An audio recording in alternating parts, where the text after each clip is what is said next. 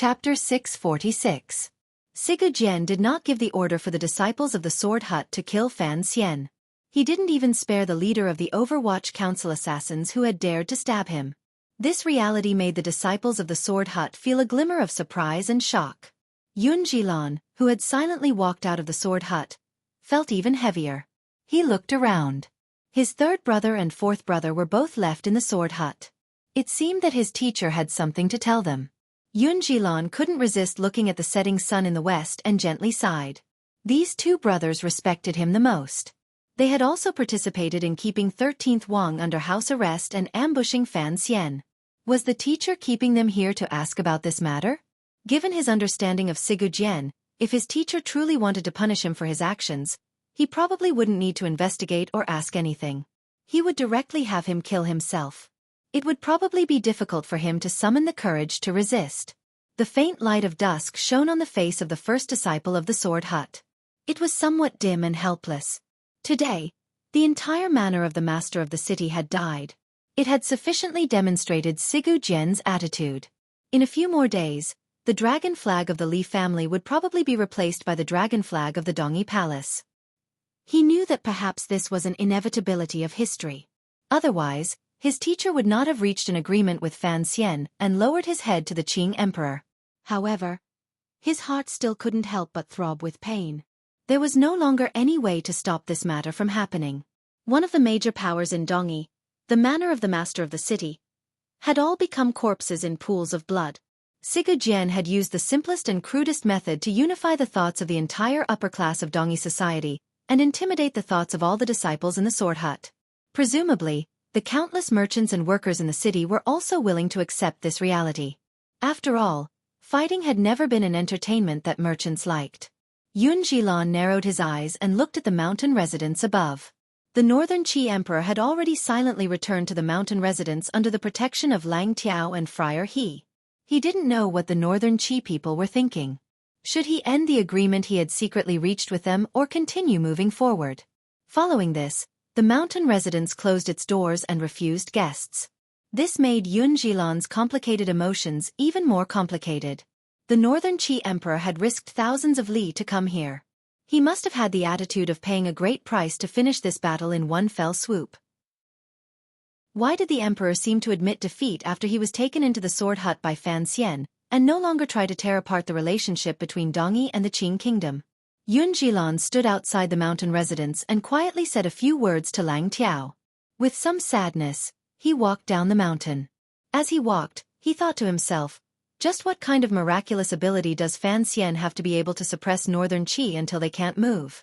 He still didn't believe Fan Xian had this ability. He thought it must be because his teacher had clearly expressed his attitude to the northern Qi emperor that the northern Qi people had become hopeless. Turning his head to glance at the Sword Hut in the dusk, Yun Jilan's expression was very serious. After a slight pause, he walked toward Dongyi. He would never betray the will of the Sword Hut and the interests of Dongyi. However, the people of Dongyi were anxious. Without the pressure of the officials of the master of the city, he, the first disciple of the Sword Hut, could only helplessly begin to manage state affairs. Contrary to what Yun Jilan had imagined, the northern Qi people did not despair. More accurately, the northern Qi emperor, whose surname was Zhan, did not despair. She sat coldly by the window and looked at the flowers burning like fire. Thinking of what had happened these 2 days, she couldn't help but feel her heart waver. When she was young, she had been held in the Empress Dowager's arms and sat on the throne. From that day on, she had no longer known fear or despair. A person in a certain position should have a corresponding ability to judge. The little emperor knew that in the matter of fighting for Dongyi, she had already lost to Fan Xian. She had lost completely. There was no chance of turning the situation around. On the other hand, she also knew that Sigu Jian had chosen the Qing kingdom not because this great grandmaster had any good feelings toward the Qing kingdom. Rather, it was because Fan Xian's existence seemed to be able to provide Dongyi with a sliver of protection in the future. The most important problem was still hidden in Sigu Jian's heart. After the clever northern Qi emperor thought for a long time, she faintly grasped the crux. Although she still didn't know the details, she guessed that Sigu Jian would certainly cause Fan Xian a great deal of trouble in the future. Fan Xian's trouble was the Qing emperor's trouble and northern Qi's blessing. Although she knew that if Fan Xian was truly ruthless enough, She could only become a puppet in his hands. Fan Xian had never been ruthless enough, particularly toward his own woman. The events of that night made the little emperor feel humiliated, stimulated, excited and curious. Thinking about it in hindsight, it seemed to have been of great benefit. Fan Xian used this to control the little emperor. The little emperor also used the relationship between the two of them to put Fan Xian in a difficult position. The little emperor slowly turned her head and looked coldly at Sea Lily sitting by the bed. She said, "Beloved, comb my hair." Including Fan Ruoruo, there were 3.5 women on Northern Qi's side. As the little emperor calmly enjoyed Sea Lily's hand combing her hair, she silently thought about what Fan Xian should do with 3.5 women facing a father with potential cracks. Fan Xian was in the depths of the sword hut. Standing outside the door, he looked calmly at Sigu Jian on the bed. After the shadow woke up, he had found a place to heal.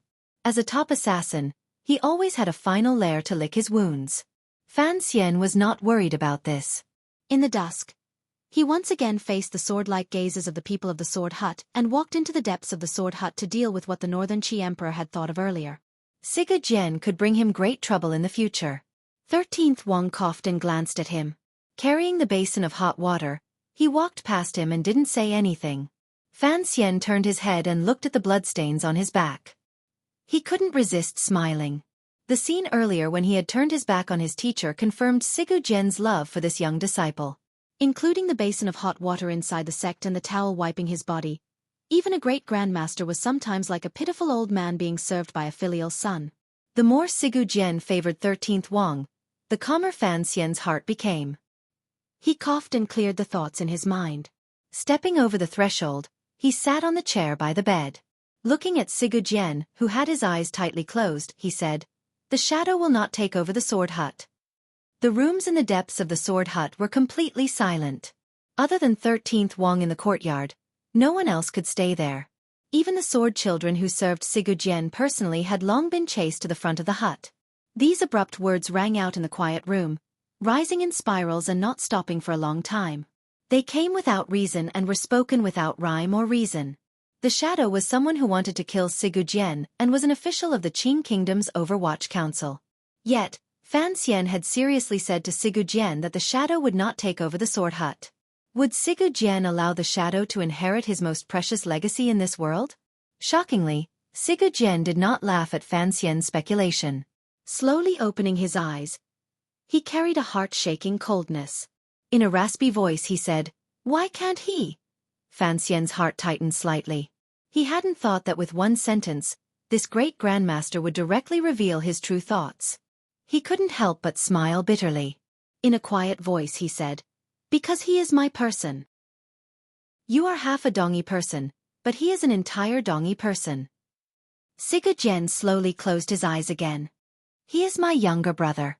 He is the true first disciple of the sword hut. After I die, if he doesn't take over the sword hut, does he have to hand it to you?" "Me?" Fan Xian shrugged. "I have my own teacher. Furthermore, I don't have the hobby of starting a sect." Sigu Jian closed his eyes and said, "How did you guess my thoughts?" Yun Jilan was originally a good choice. Unfortunately, he went against your wishes this time. Furthermore, he is used to official work. In terms of swordsmanship, it is difficult for him to advance. You won't just watch as the sword hut declines after your death. 13th Wang is a good choice. Unfortunately, you dote on him too much and have too high hopes for him. You would not want him to be bound by these grass huts. Only the shadow. Fan Xian was silent for a moment. You didn't kill him not because you couldn't bear to kill him. Saints are heartless. This is something you admitted earlier. You left the shadow with his life. Naturally you have to use this life. If you leave the position of master of the sword hut to him, it will cause trouble in the future. You and I both know this. So the matter at the hanging temple was really done by Chen Pingping. Sigu Jian suddenly cackled with great joy. Looks like even I have misjudged this old dog. He has no loyalty to your emperor to speak of. Fan Xian was not angry. He smiled warmly and said, "No one can doubt the director's loyalty to the Qing kingdom. If you want the shadow to rise to the surface and incite a battle between the emperor and the director, I advise you to quickly give up." Sigu Jian fell silent. He didn't speak for a long time. The entire sword hut was enveloped in an oppressive atmosphere.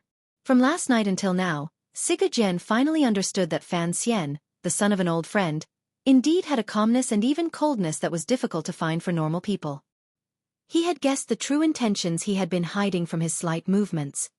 How long can you hide the fact that the shadow is my younger brother? A year. 2 years. Siga Jian suddenly said coldly. What happened in Dongyi today will eventually be sent back to Jingdo. Do you really think your emperor won't guess anything? I don't care what he guesses. As long as he can drag it out, that's that. I hope you don't make this matter clear and real. Fan Xian looked at Siga Jian's thin face without shrinking back. In Dongyi, there are only 6 people who can guess the shadow's identity. Earlier, the 3rd and 4th disciples in the hut had already seen you and told you what happened the night before. Presumably, you had them seal their mouths. Given your position in their hearts, they probably won't say anything for the rest of their lives. As for 13th Wang, I believe in his nature and virtue.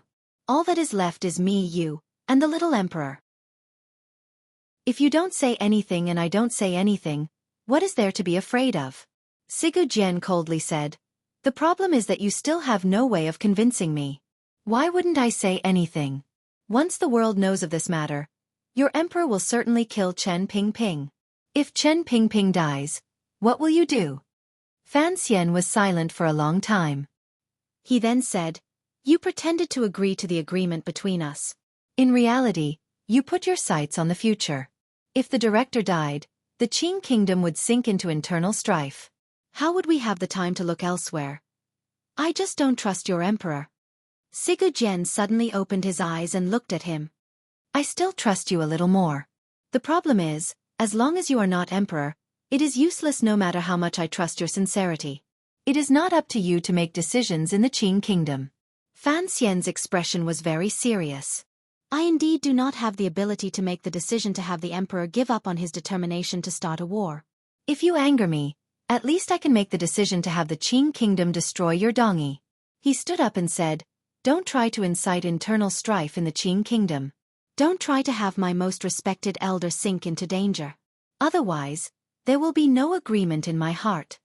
Siga Jian didn't say a word for a long time. Suddenly he said, If such a day truly came, would you still have the heart to think about Dongyi? These are all things that haven't happened, but this kind of threat is an alarm that can be sounded ahead of time.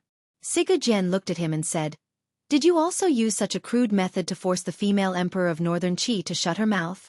Fan Xian was not worried that the little emperor's gender would be leaked by Siga Jian. The collapse of Northern Qi was not a scene this great grandmaster wanted to see. Straightforwardly, he replied, I have found that I can only use a crude method to solve these problems. This is what I learned from you. Don't try to use me or control me, Fan Xian said. His state of mind was in a mess. It was as if he had returned to the old Fan Manor in Jingdo many years ago and he was talking to his father. From the moment he came to this world, each of his actions and thoughts appeared to be free. In reality, they had always been shrouded in countless shadows. His father, the Emperor Chen Pingping, and all of the old men were arranging his future according to what they thought was correct. Later, there were a few more monsters among these old men, such as Ku He and Siga Jian on the bed. They all wanted to use what had happened in the past to secretly control him. If Fan Xian was not Fan Xian, his life would probably be much easier. As long as he continued to walk at a fixed pace, he would be able to live happily. However, he did not want this. Even if Yi Qingmei's name always shrouded his head, he still did not want it. After 2 days, the 2 major diplomatic groups from Qing and Northern Qi finally slowly and solemnly arrived on the road. After the 2 diplomatic groups left the Song Kingdom, they began a vigorous race at low speed on the road. It seemed that neither wanted to be the first to step onto Dongyi's territory and launch the first wave of political attacks. The head envoy of the Northern Qi diplomatic group, Wei Hua, faintly felt that it was strange, but he could not change anything. He guessed helplessly that Fan Xian had probably long arrived in Dongyi. However, the officials of the Board of Rights in the Qing diplomatic group had no idea that the Northern Qi negotiator who had arrived early in Dongyi was their emperor. The welcoming ceremony in Dongyi was very lively. However, it was hard to avoid a number of problems in the middle. Because all of the officials in the manor of the master of the city had died, the officials Yun Jilan had recruited from various territories acted hastily. These details all fell into the eyes of the officials of the two diplomatic groups. Immediately after, they learned of the murder that had happened in the manor of the master of the city. They involuntarily looked at each other, unsure of what had happened. In reality, the true negotiations had ended long before the diplomatic groups entered the city. The true major figures of both sides had already exchanged blows countless times in secret. They had already set down a solid foundation for the ownership of Dongyi. On this day, the spring sunshine was bright and beautiful. On this day, in the courtyard where the Qing diplomatic group lived, the officials of the Qing kingdom were dumbfounded. They looked at Sir Fan Jr., who sat at the head of the table. They were so shocked that they could not speak for a long time. Of course, they knew that Sir Fan Jr. had entered Dongyi ahead of time. But they could not have imagined that Sir Fan Jr. had used only 3 days to beat back the aggressive offensive of the northern Qi people, convince the proud and aloof Sword Saint Grandmaster, suppress the opposing forces in Dongyi, and help the Qing kingdom settle this matter. After hearing Sir Fan Jr.'s words, all of the Qing officials became excited. If it weren't for the Dongyi officials outside, the cheers would probably have broken through the roof and rushed into the blue sky above Dongyi's head. The Qing kingdom was born from blood and fire.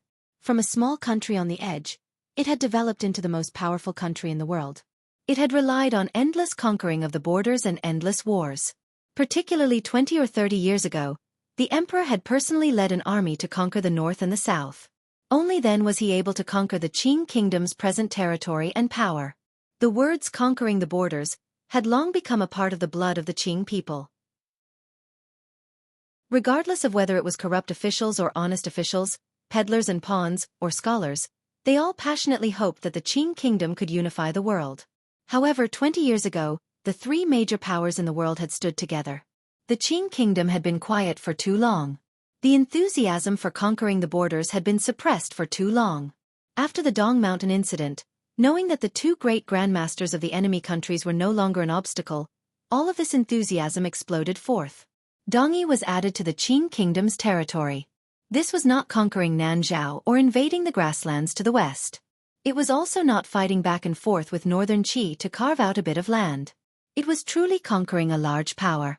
Other than the emperor's 3 personal expeditions to the north, which had shattered the Wei kingdom and established the Qing kingdom, being able to conquer Dongyi was, without question, the most glorious stroke in the Qing kingdom's history of conquering the borders.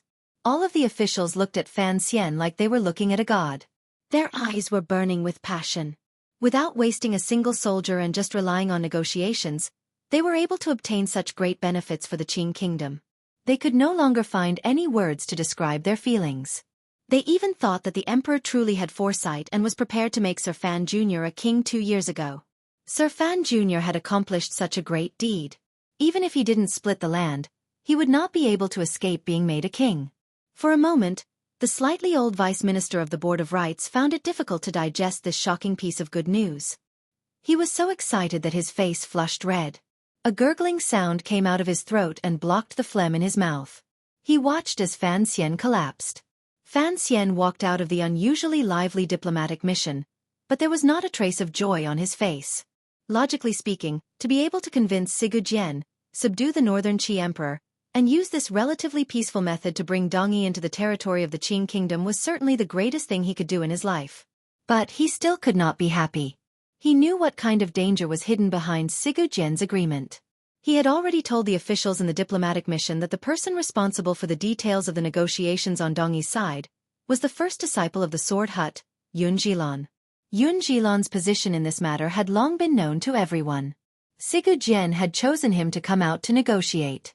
Without question, he wanted to use an unyielding attitude to obtain the greatest benefit for Dongyi. Fan Xian did not care about this. Whether it was actual rule or submission in name was not a problem he needed to consider this year. After Xueqi's death, Dongyi did not have much power to oppose. As for whether it would not change for 50 years or 5 years, that was the emperor's decision. Thinking of this, his mood became gloomy again. The secret report to Chen Garden had long been sent out. The shadow, who had sunk into silence the entire time, had also been sent to the Jiangnan Palace treasury to be treated. However, Fan Xian had no confidence in whether or not he would be able to calmly digest this matter. Walking out of the gates of the diplomatic mission and getting into the carriage, Fan Xian leaned against the window with a headache and looked at the prosperity in Dongyi. This prosperity did not appear artificial because of the arrival of the diplomatic mission from the two countries. It also did not appear desolate because of the collective deaths of the officials of the manor of the master of the city. The merchants' courageous nature in pursuit of profit made them appear unrestrained and incomparably free. The black carriage came to the end of Chong Street. There were 3 directions. The member of the Chinian unit driving the carriage asked, "Commissioner, where do we go now?" "To the seaside," Fan Xian replied quietly. The carriage took a long time to pass through Dongyi. It avoided the busy transport groups and headed in the direction of the busiest port. It came to the quietest silver beach outside of Dongyi. The official driving the carriage jumped down and led it to the side of a beach. Suddenly, he realized that there was already someone on the beach. Furthermore, he acutely sensed the other party's identity. His pupils constricted abruptly. Lowering his voice, he said, "Northern Qi." Fan Xian had already stepped down from the carriage. Looking at the members of the Chinian unit beside him, he smiled and said, "I came today to find these Northern Qi people." This member of the Chinian unit was the one Fan Xian had met in Qingzhou last autumn. Fan Xian had no doubt about the loyalty of these trusted aides. Under Wang Qinian and Deng Ziyu's training, these trusted aides only knew Fan Xian. Perhaps they didn't even care about the one in the palace. He had a meeting with someone, so Fan Xian did not bring the 6th Bureau swordsman of the Overwatch Council. He only brought this trusted aide. The member of the Chinian unit was stunned. Very cleverly, he did not ask any more questions. He led the carriage to a quiet place and waited under a green tree branch. He closed his eyes and pretended to sleep. Stepping on the soft sand, Fan Xian walked step by step toward the seaside. There were a few people by the seaside looking at the sea. The waves of the East Sea were calm and gentle. They gently lapped against the silver sand, painting it with different shades of wet color. Paired with the circle of rocks not far in the sea and the layers of green trees behind the beach, it looked very beautiful. Fan Xian raised his hands and bowed seriously. "Greetings, Sir Lang Tiao." Lang Tiao looked at him calmly. His hands hung naturally by his side. His 2 curved knives hung by his side in chains, swaying gently in the sea breeze. He looked at the young man in front of him. His emotions were complicated, but his expression was unusually calm. A moment later, he opened up the path to the seaside and walked toward the distance of the beach. Fan Xian walked to the side of the young man wearing a plain robe and full of scholarly aura. Putting his hands behind his back, he looked at the sea with him. Sea Lily wore a beautiful light yellow dress. Like a fairy, she smiled as she accompanied the 2 of them. The young man was the young emperor of Northern Qi. Northern Qi had completely lost the Dongyi matter. He could not leave the court in Shangjing and the throne for too long. He had to leave today.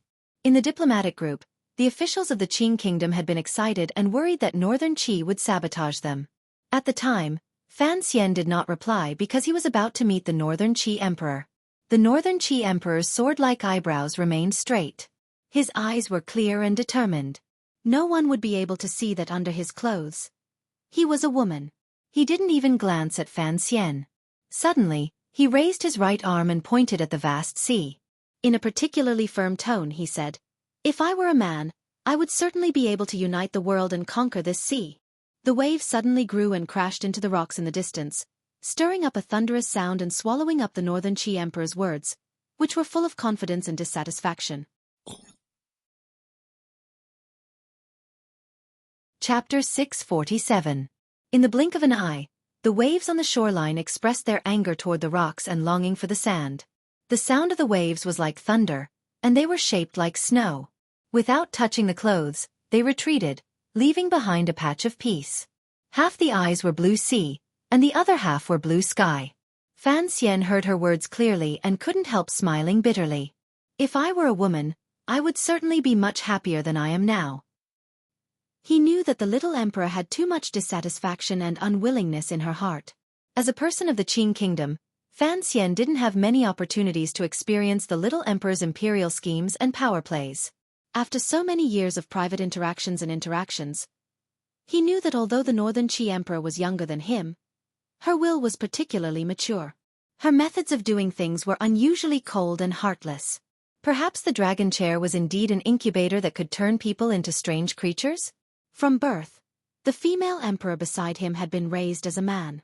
The process of her growth had been a completely abnormal process. Even now, she had not become a pervert. Instead, she had become a slightly cold, ambitious, and particularly unwilling emperor to the arrangements of fate. It should be said that the Northern Qi Empress Dowager was truly an extraordinary figure.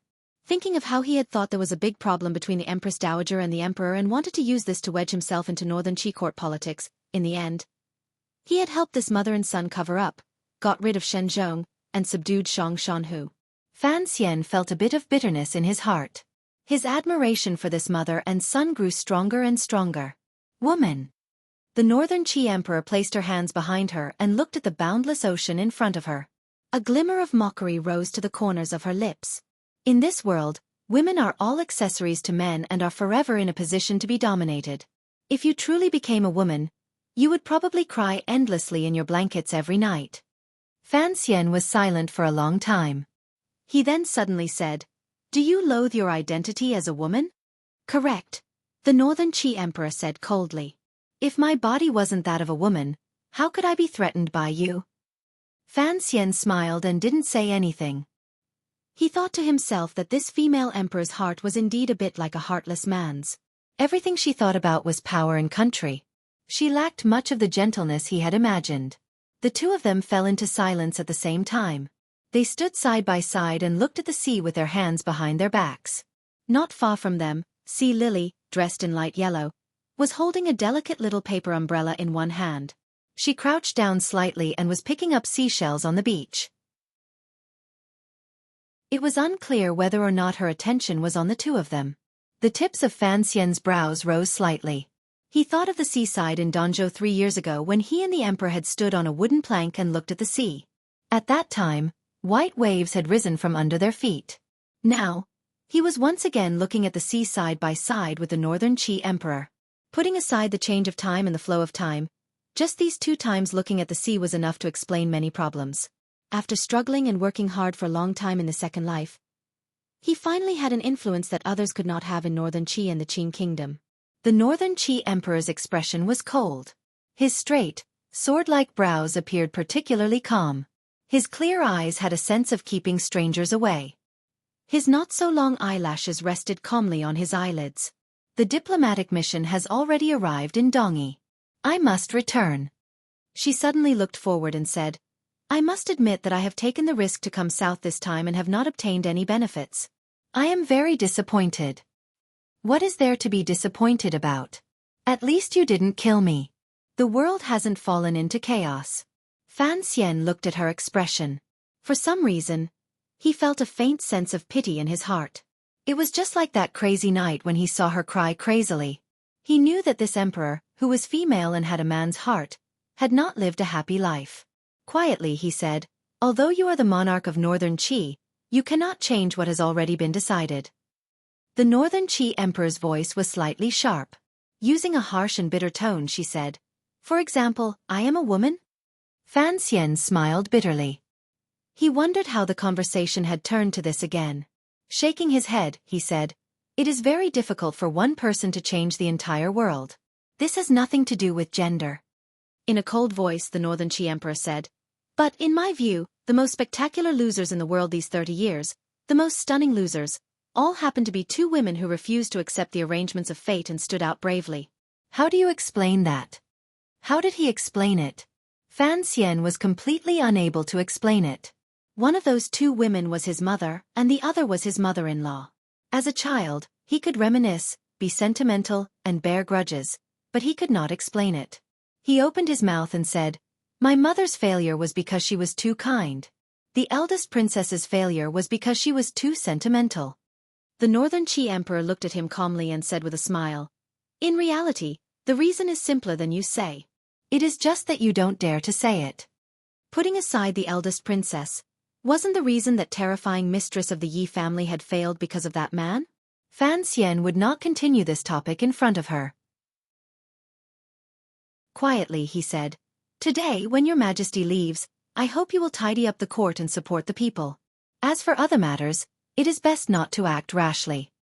Before you become the emperor of the Qin kingdom, don't ever hope that I will count on you for anything," the Northern Qi Emperor said. The Northern Qi Emperor said, This has nothing to do with trust. It only has to do with the power of one's words. That day, Siga Jian took us through Dongyi. You should know what it was for.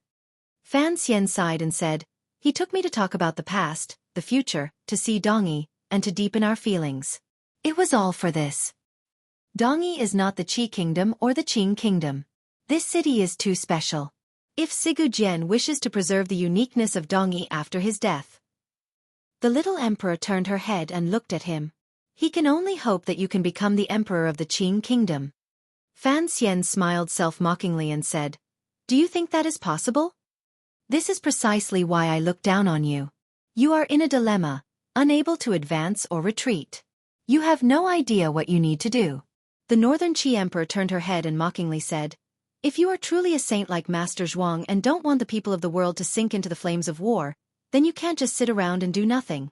You are doing your best to mend things, but you are unable to change the fundamental nature of the situation. In the end, you can only end up with a tragic end. You should know without me saying how wretched your end will be. On the contrary, Fan Xian smiled and said, it looks like you finally believe I have the potential to be a saint. The Northern Qi Emperor was silent for a long time. She then slowly said, other than being forced to believe you are a saint, I can't think of any other reason why you would do these things.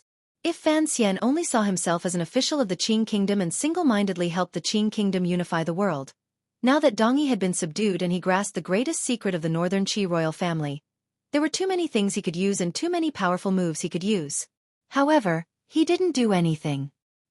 He was just like the little emperor described, running around tirelessly sewing and mending, forcefully suppressing all possible disasters into the darkness of the Overwatch Council. I don't want to be a saint, nor do I have the ability to be one. Fan Xian tiredly lowered his head. I have just become much braver than before. I am willing to follow my own thoughts and change some things I don't want to see in this life. The Northern Qi Emperor gazed at him and smiled. Even if you have to pay with your life? No, Fan Xian said straightforwardly. My own survival is the most important.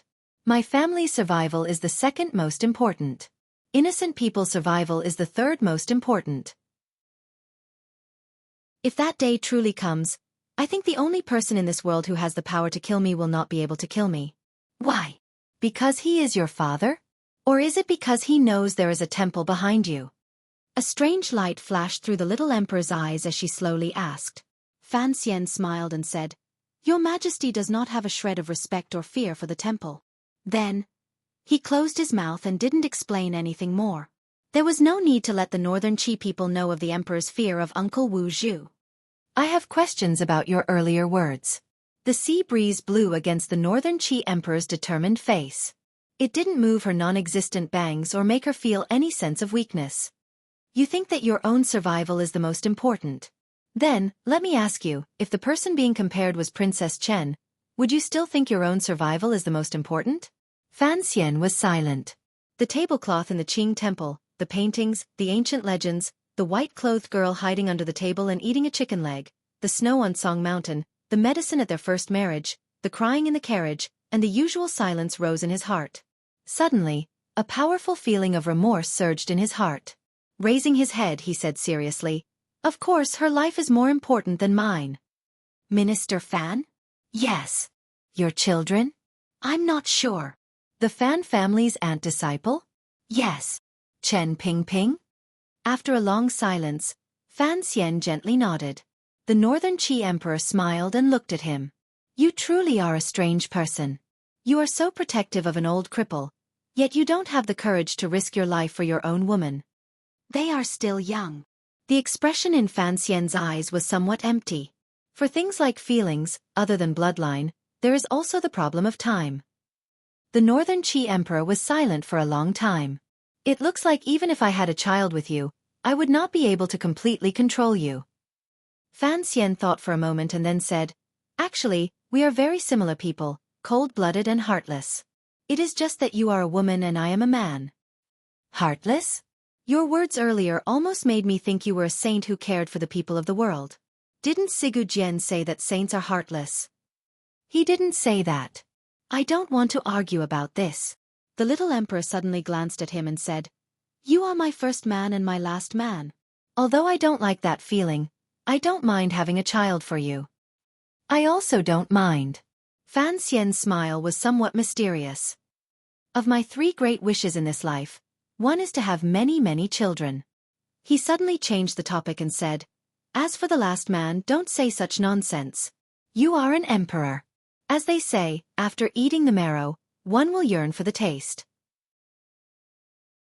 I dare to bet that once you grow up and firmly control the northern Qi court, there will certainly be a lot of medicinal dregs in Shangjing's harem. The northern Qi emperor did not understand this joke, but she understood the meaning. Her face paled slightly. Her anger flashed and was immediately hidden.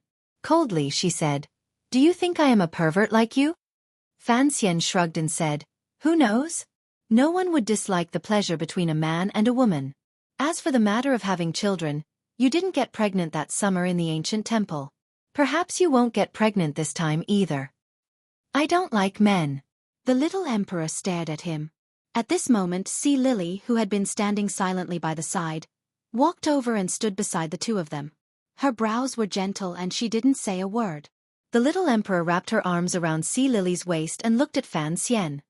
I like women. These are my women. This kind of thing doesn't scare me. Your Majesty doesn't know that the 2 men I admired the most in the past, one was surnamed Zhang and the other was surnamed Kai. They both liked men. Fan Xian shrugged his shoulders and looked at the 2 women beside him. Their temperaments and appearances were completely different. Suddenly, his heart jumped. He raised his hand and very quickly swept it across the 2 people's chins. Moistening his fingertips, he quietly said, "You are both my women. That is enough." The little emperor furrowed her brows as if she was not used to the frivolity by the seaside. Slightly angry, she said, "Don't be presumptuous, What about me? Do you think I will believe you when you say you don't like men in front of me?" Fan Xian looked at her calmly. "You've been acting for 20 years. It's been hard on you. Don't act in front of me anymore. I don't like men." The little emperor looked at him calmly. "I chose you because you were born beautiful, more beautiful than a woman." With these words, Fan Xian had lost. He had lost wretchedly. The northern Qi emperor smiled slightly and said, "Of course, other than being as beautiful as a flower, you also have other benefits. I once said why I chose you back then. Presumably, Duo also thanked you for writing a biography for her boudoir, but..." She furrowed her brows and said, "I still don't understand how you discovered my secret." Sea Lily leaned against the northern Qi emperor's side and looked at Fan Xian with her large expressive eyes. Presumably, she was also filled with curiosity about this matter. There was the fragrance of golden osmanthus in that old temple. Later, I learned from the great Wang Fei that this kind of golden osmanthus was only grown on the mountain behind Shangjing Palace. In the entire world, only the emperor would use this kind of fragrance. Fan Xian quietly told the story. The northern Qi emperor's brows furrowed even tighter. No matter what, she found it difficult to believe that it was this faint fragrance that had exposed her secret. "Of course, Your Majesty's passion for the story of the stone is a bit excessive." The corners of Fan Xian's mouth twitched slightly.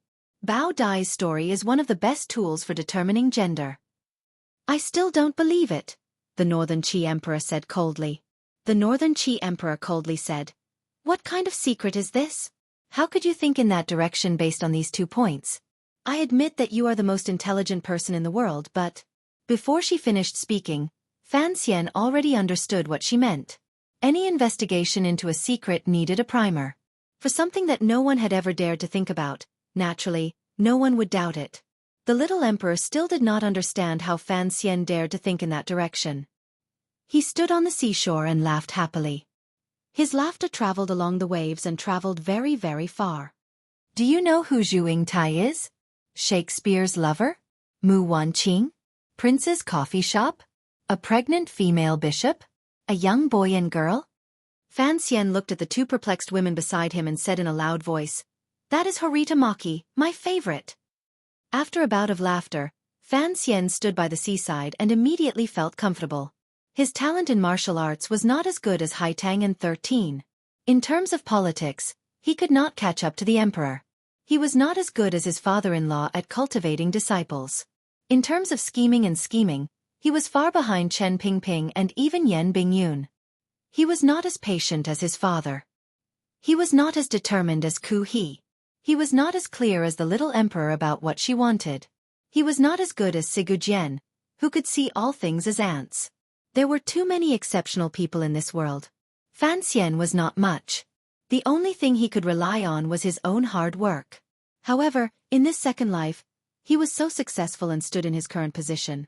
It was because his mother had come to this world in advance, and he was the same. He also had a lifetime's worth of knowledge that the people of this world did not have. This was the source of his courage and the foundation of his confidence. Lang Tiao stood on a large tree by the seaside. The tips of his feet stepped on the treetop. As the sea wind blew, he floated gently. The two curved knives by his side made a clanking sound. He narrowed his eyes and looked calmly at the seaside. He didn't hear clearly what the emperor and Fan Xian had said, but he heard clearly Fan Xian's wild and somewhat arrogant laughter at the end. The three people by the seaside knew that it was not just Lang Tiao. Perhaps there were other powerful figures, such as people from the sword hut, who were secretly watching this conversation. However, they were not very worried. They faced the ocean. There was no one on the ocean. Fan Xian's hand held the Northern Qi Emperor's hand and then sea lilies. Calmly, he said, "No matter which one of you is pregnant, don't forget to tell me the father." After these words were said, the Northern Qi Emperor's expression darkened. He glanced at Sea Lily. Fear floated onto Sea Lily's face, but she was not very afraid in her heart. If one were to look from behind, Sea Lily was leaning against the Northern Qi Emperor's side, while Fan Xian was standing on the other side. The three of them did not appear small against the backdrop of the blue sea. On the contrary, there was a sense of warmth. That night, a heavily guarded but unmarked group left Dongyi. Other than those in the upper echelons, no one knew that the Northern Qi Emperor and Imperial Consort Li were in this group. The Northern Qi Emperor had bravely come to Dongyi with the determination to cut off all means of retreat and try to find the last chance of victory for his country. In the end, he returned gloomily. Other than receiving Fan Xian's nonchalant words, he had gained nothing. Of course, for a woman, even if this woman claimed to like women, to be able to have such a night and such a beautiful beach in this absurd and dangerous imperial life, perhaps this would be a story that she would never forget for the rest of her life. To have this was actually enough, was it not? When the Northern Qi Emperor looked back at Dongyi in the dusk from the window of the carriage, was she thinking of Northern Qi's future or that man? The Northern Qi diplomatic group remained in Dongyi, but they had all given up hope. Although Dongyi still treated them with courtesy, everyone could clearly see that they had already begun negotiations with the Qing people. The details of the negotiations had been released through some unknown channel. The Qing kingdom's conditions were not harsh. For the merchants and commoners of Dongyi, they were unexpectedly relaxed. Other than the vassal states that were about to send their hostages into Jingdo and sink into a gloomy fog, the reactions of the commoners were rather normal. Of course, they would be sad and disappointed, just like Yun Jilan. However, there was no overly intense opposition. The negotiations were still ongoing. The implications of this matter were too great. Even if they had to talk for an entire year, it was completely necessary. Thus, the secret message sent from the Jingdo Palace was not overly hurried. On the contrary, the Qing Emperor told Fan Xian not to rush. His words were filled with comforting and encouraging words. Fan Xian was not in a rush. He had talked for a number of years about that beautiful city in the south, much less today's situation. He just wandered the streets in Dongyi and meditated by the seaside. Occasionally, he would drink tea with 13th Wang and repair their relationship. His entire behavior was not like that of a powerful official of the Qing kingdom. Rather, he was like an idling Dongyi person with nothing to do. Time passed in a flash. Fan Xian had been in Dongyi for almost a month. He finally stepped into the sword hut again to see the great grandmaster who had been injured by the shadow and was bedridden. P.S. Today's chapter was very annoying to write about. Women are too difficult to write about. They also have to make everyone's appearance and personality different. Furthermore, it is easy to attend to one and lose sight of the other. It is too exhausting. I've decided that the next book will have at most 4. As for the different colors of the sea in yesterday's chapter, it refers to the human heart being like the sea. The depth is different, but it is all very complicated. Chapter 648. Dear readers, please give me some face. Please do not attack the books that other authors have worked so hard to write. This is something I have always cared about. The order of the monthly votes is very interesting and intense competition. It is actually beneficial to one's mental and physical health. Please do not get angry and hurt each other's feelings. That is not good. Please be peaceful, do not be lascivious, and do not hurt. Thank you very much, very much. I don't understand how you can keep holding on. There was no one else in the room in the sword hut. It was very quiet. Fan Xian sat on a chair by the bed and quietly said to the skinny old man on the bed, "You've held on so hard." Why? Fan Xian was still somewhat afraid of this great grandmaster. Otherwise, given his sharp nature under his gentle appearance, the words he would have said would have been even harsher. Although Siga Jian was already at the end of his rope, he was still afraid that the skinny old man on the bed would suddenly become a large sword and ruthlessly hack toward him. Siga Jian lay on the bed and looked upward with soulless eyes. Although his breathing was not rushed, it was unusually deep. It sounded like a broken bellow, giving one the feeling that the flame in the furnace was about to go out. This was exactly what Fan Xian did not understand. Siga Jian had clearly been hit by Yi Liuyun San's hoe and the Emperor's Way of the Emperor's Punch on Dong Mountain. His life had long been extinguished. He didn't know what method he had used to be able to struggle at death's door for 3 years. However, a month ago, after being stabbed twice by the Shadow's thunderous sword, this great grandmaster finally could not hold on any longer. The zhenqi in his meridians had completely dissipated, and he had become a piece of dead wood on the bed. Fan Xian could clearly sense the pain and price Siga Jian had paid to forcefully extend his life. He didn't understand. Since living was so difficult and the agreement had already been reached, why did Siga Jian continue to use the pure life-saving zhenqi in his body to forcefully drag on? Siga Jian's body was already very skinny.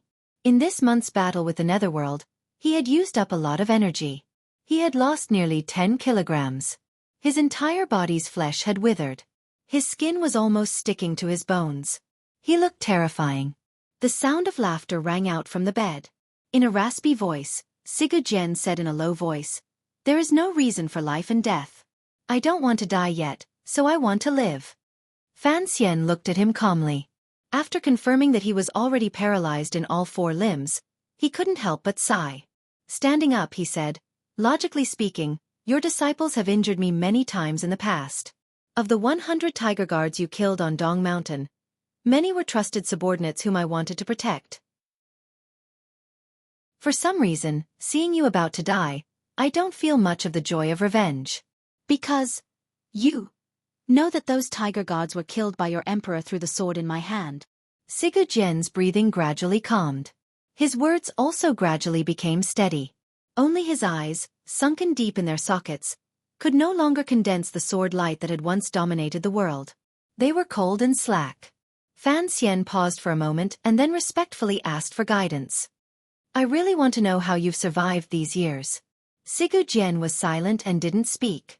Fan Xian walked forward and stood by the bed. He gently lifted the blanket and carefully pulled back the soft, light clothing covering the great grandmaster's body. Looking at the large wound on his chest, he didn't speak for a long time. This was a rude and disrespectful action. No one else in the sword hut saw it, but Fan Xian still felt that his action was rude and inappropriate. He only glanced at it before carefully pulling the clothing on Siga Jian's body into place. A great grandmaster on the verge of death could only have Fan Xian look at him like he was examining a corpse. Presumably, Siga Jian should feel angry in his heart. Strangely, Siga Jian's gaze did not change at all. He only looked at the beam above his head. No one knew what he was thinking. Fan Xian sat back in the chair and began to carefully think back to the wound he had seen earlier. The reason he was interested in Siga Jian's wound was because he truly didn't know how this great grandmaster had extended his life by 3 years. He knew that the true cause of Siga Jian's death was the punch the emperor had landed on his body. Even if he was a great grandmaster, the meridians in his abdomen had all shattered, and his organs had all rotted. How could he have survived? In the manner of the master of the city, when the shadow had tried to assassinate Siga Jian, Fan Xian had caught a glimpse of the strange wound on the great grandmaster's abdomen. The wound was suffused with a terrifying green light. This green light was a color Fan Xian was familiar with. It was the color of poison. Fan Xian sat in the chair and was silent for a long time. Suddenly he said, How long did Sir Fei stay in Dongi? Sigu Jian smiled with difficulty. A moment later he quietly said, Actually, you are smarter than you think. Fan Xian sat woodenly in the chair and said, To use a strong poison to cut off meridians and freeze rotten flesh, this kind of mysterious method of using poison is not something everyone can do. He sighed and gently rubbed his temples. I once heard Sir talk about this kind of realm when I was young, but I never thought that someone could actually do it. Of the 3 great grandmasters who use poison in the world, Xueqi is dead. I know the one in Dongi was made up by you. Although he had some skill, other than Sir Fei, who else could truly use poison to let you live a few more years? Furthermore, he always told me that he was going out to sea. If he didn't leave from Chuanzhou, he would leave from Dongi. It was as if Fan Xian was talking to himself. In a quiet voice he said, He cured you back then. It is not too surprising that he has come to cure you again. Sigu Jian's body was frozen on the bed, unable to move at all. Coldly he said, Fei Jie stayed in the sword hut for 1.5 years and then went out to sea. A sense of confusion suddenly rose in Fan Xian's heart. When he saw Sigu Jian's injuries in the manner of the master of the city, he had already become suspicious. He had thought that Sir Fei Jie was still quietly hiding in the sword hut. He had not thought that he had long left. After he had been reborn into this world, other than his grandmother and Uncle Wu Zhu, his 2 relatives, Sir Fei Jie was the first elder he had met and the first person to wholeheartedly love him. Although he was a strange person, Fan Xian and Fei Jie had not spent much time together. The 2 of them were particularly close. It was a kind of intimacy forged through corpses and poison. Sir Fei Jie had truly gone out to sea. He would probably never return to this land again. Fan Xian's heart suddenly felt cold. A faint sorrow welled up. He thought of how his father, Chen Pingping, and even the emperor might all leave him one by one, leaving him alone in this world. This was a sorrow that was difficult to bear. Fei Jie and Yi Luyun went out to sea together. Sigu Jian revealed another secret. Fan Xian was silent for a long time. After Dong Mountain, Yi Luyun had only recovered from his injuries for 2 months. Then, just like in the past few decades, no one knew of him again. Not even Yi Zhong and Yi Ling knew. However, the Qing people were all used to this great grandmaster's carefree life, so no one cared too much. Going out to sea? To a new land? Fan Xian smiled bitterly with difficulty. Everyone left quite straightforwardly. Yi Luyun was stabbed by me on the mountain. It is impossible for him to return to his original level, Sigu Jian said calmly as he lay on the bed. Sigu Jian lay on the bed and spoke calmly. There was not a trace of pride or ruthlessness. Fei Jie followed him out to sea and could take care of his injuries. Yi Luyun's hands could protect Fei Jie. These 2 old things live quite freely. Fan Xian stood. After a moment of silence, he gazed at him and said, The negotiations between the Qing kingdom and Dongi are still continuing. As you know, this matter cannot be settled in a short amount of time. The nobles of the vassal states will certainly still retaliate. You are about to die. You won't be able to control these problems. When the time comes, I may be ruthless. This has nothing to do with me. Sigu Jian's small and thin body was buried under the blankets. He appeared very pitiful. You're telling me this? Cough, cough, are you leaving? I need to make a temporary trip back to the capital and then come back to deal with the follow-up matters. Fan Xian nodded and walked toward the door. When his feet suddenly stepped on the doorstep, he suddenly said, Just what message did Chen Pingping have Fei Jie bring you? It was like Sigu Jian had fallen asleep and did not reply. Fan Xian turned around at the doorstep. His eyes were full of worry. He continued to ask, He wants to prolong Chen Pingping's life, and Chen Pingping wants to prolong your life. Why must you old people suffer so much? Sometimes, I truly cannot believe that the old director would choose such a path. It is not in line with his sense of beauty. I am also very surprised. Sigu Jian laughed in a very ugly way. That old dog has clearly always been loyal to the Qing emperor. Why would he help me protect my life? Is he not afraid that I will slaughter through the hanging temple? Fan Xian didn't open his mouth to speak. He thought darkly in his heart that the things that the old cripple was thinking of were just using human nature. What a wretched and painful plan this was. 3 years ago, before the Jingdo rebellion, the director was poisoned. Fan Xian suddenly lowered his head and said, "That person was someone from Dongyi." After saying this, he walked out of the room. He walked out of the lifeless room filled with murderous intent. He stood beside the large pit in the middle of the sword hut and raised his head to look at the sky. He was silent for a long time and didn't speak. White clouds floated in the sky. The round and bright sun was at the end of the long clouds. It looked like a burning brush drawing an eye-piercing picture in the blue sky, burning itself to illuminate others. The universe was originally dark, but its eyes could not tolerate any darkness. It furiously burned the fuel from the beginning of time, wanting to illuminate all of the darkness hidden behind the stars. Fan Xian stood beside the sword pit and took a deep breath. The two circulations in his body slowly moved. Tianyi Dao's Xueqi protected his heart and meridians. He raised his tyrannical true method to the highest realm. The Xueqi in his body was abundant. It surged until his clothes flapped loudly in the windless environment. A seemingly endless stream of Xueqi flowed along his arms and into his steady palms, slowly being released. This was a method of circulating Xueqi. Not everyone knew it. It was a useless method Fan Xian had thought of to climb the cliff. However, he had practiced it for 20 years and was very familiar with it. The Xueqi was released and moved according to his will. It was very natural. It was an interesting idea. Who would have thought that many years later, it would have such an effect? Fan Xian stood beside the sword grave with his arms spread out in both directions. The countless swords in the pit began to jingle. It was as if they felt the call of this Xueqi and began to tremble endlessly. A simple sword was the first to be unable to withstand this kind of power.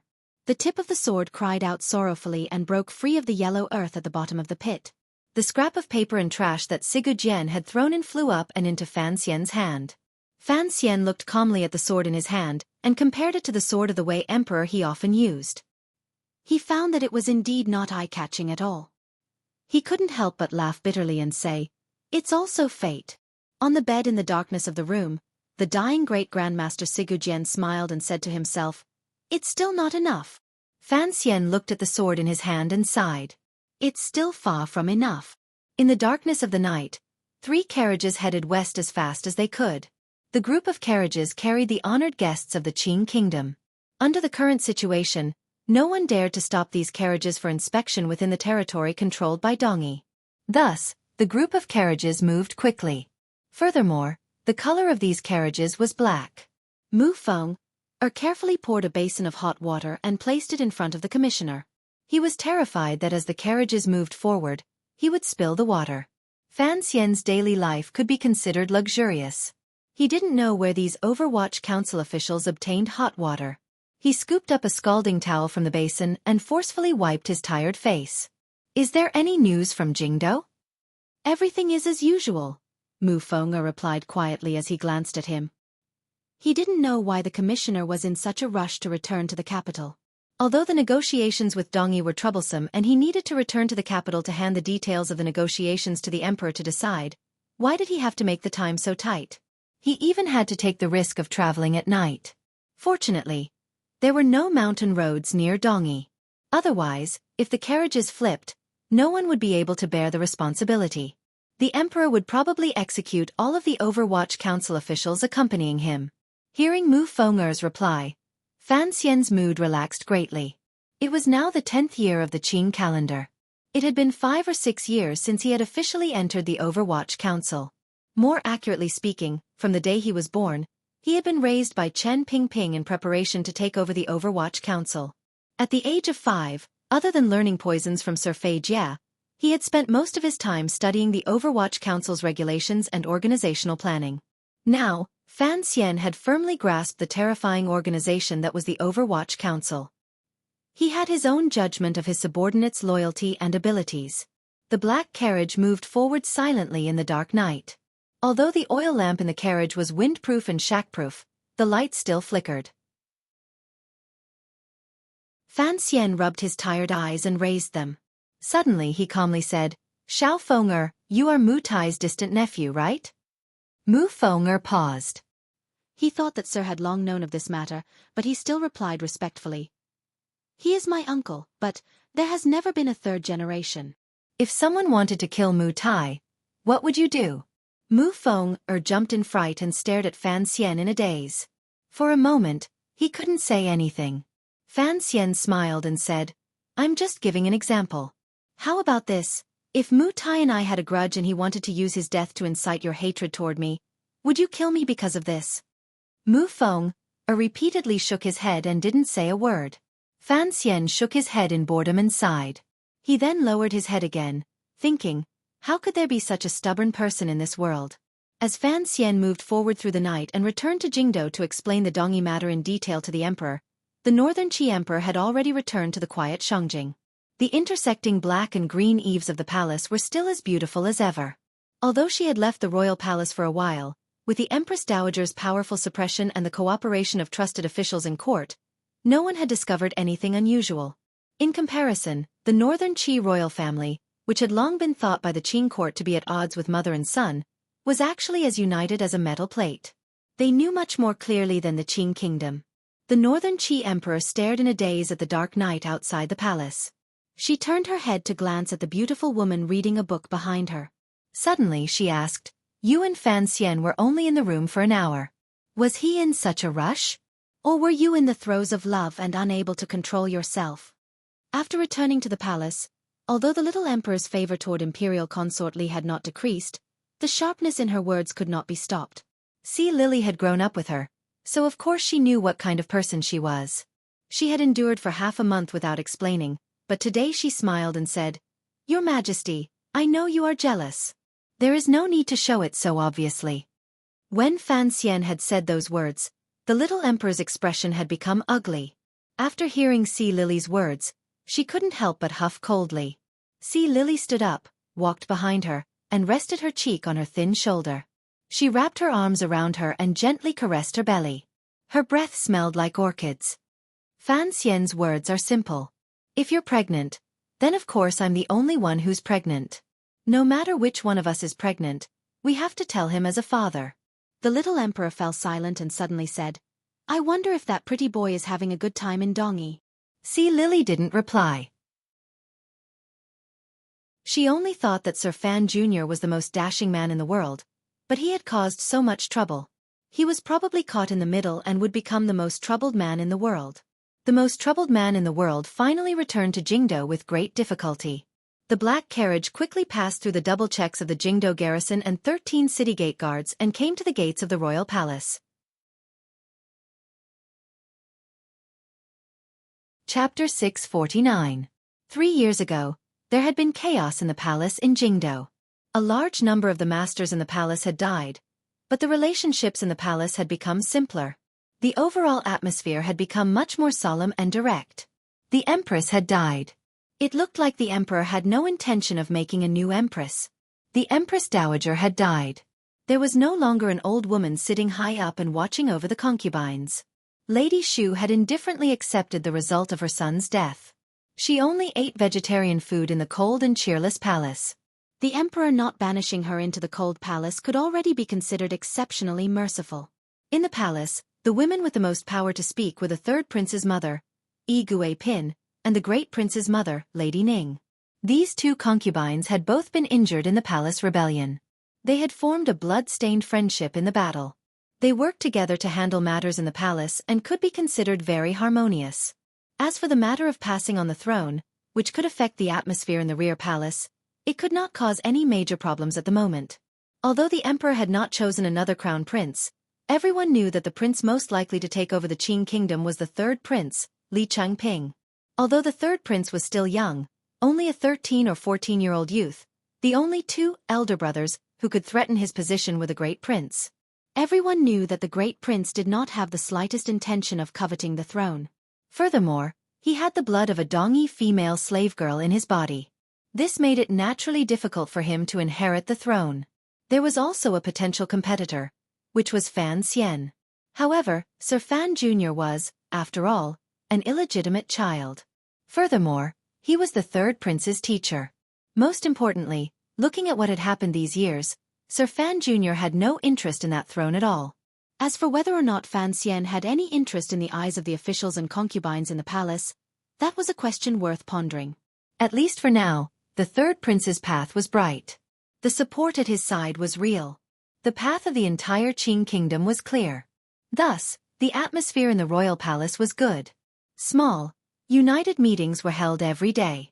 Everyone's spirits were filled with a sense of striving to improve. Fan Xian traveled the entire way.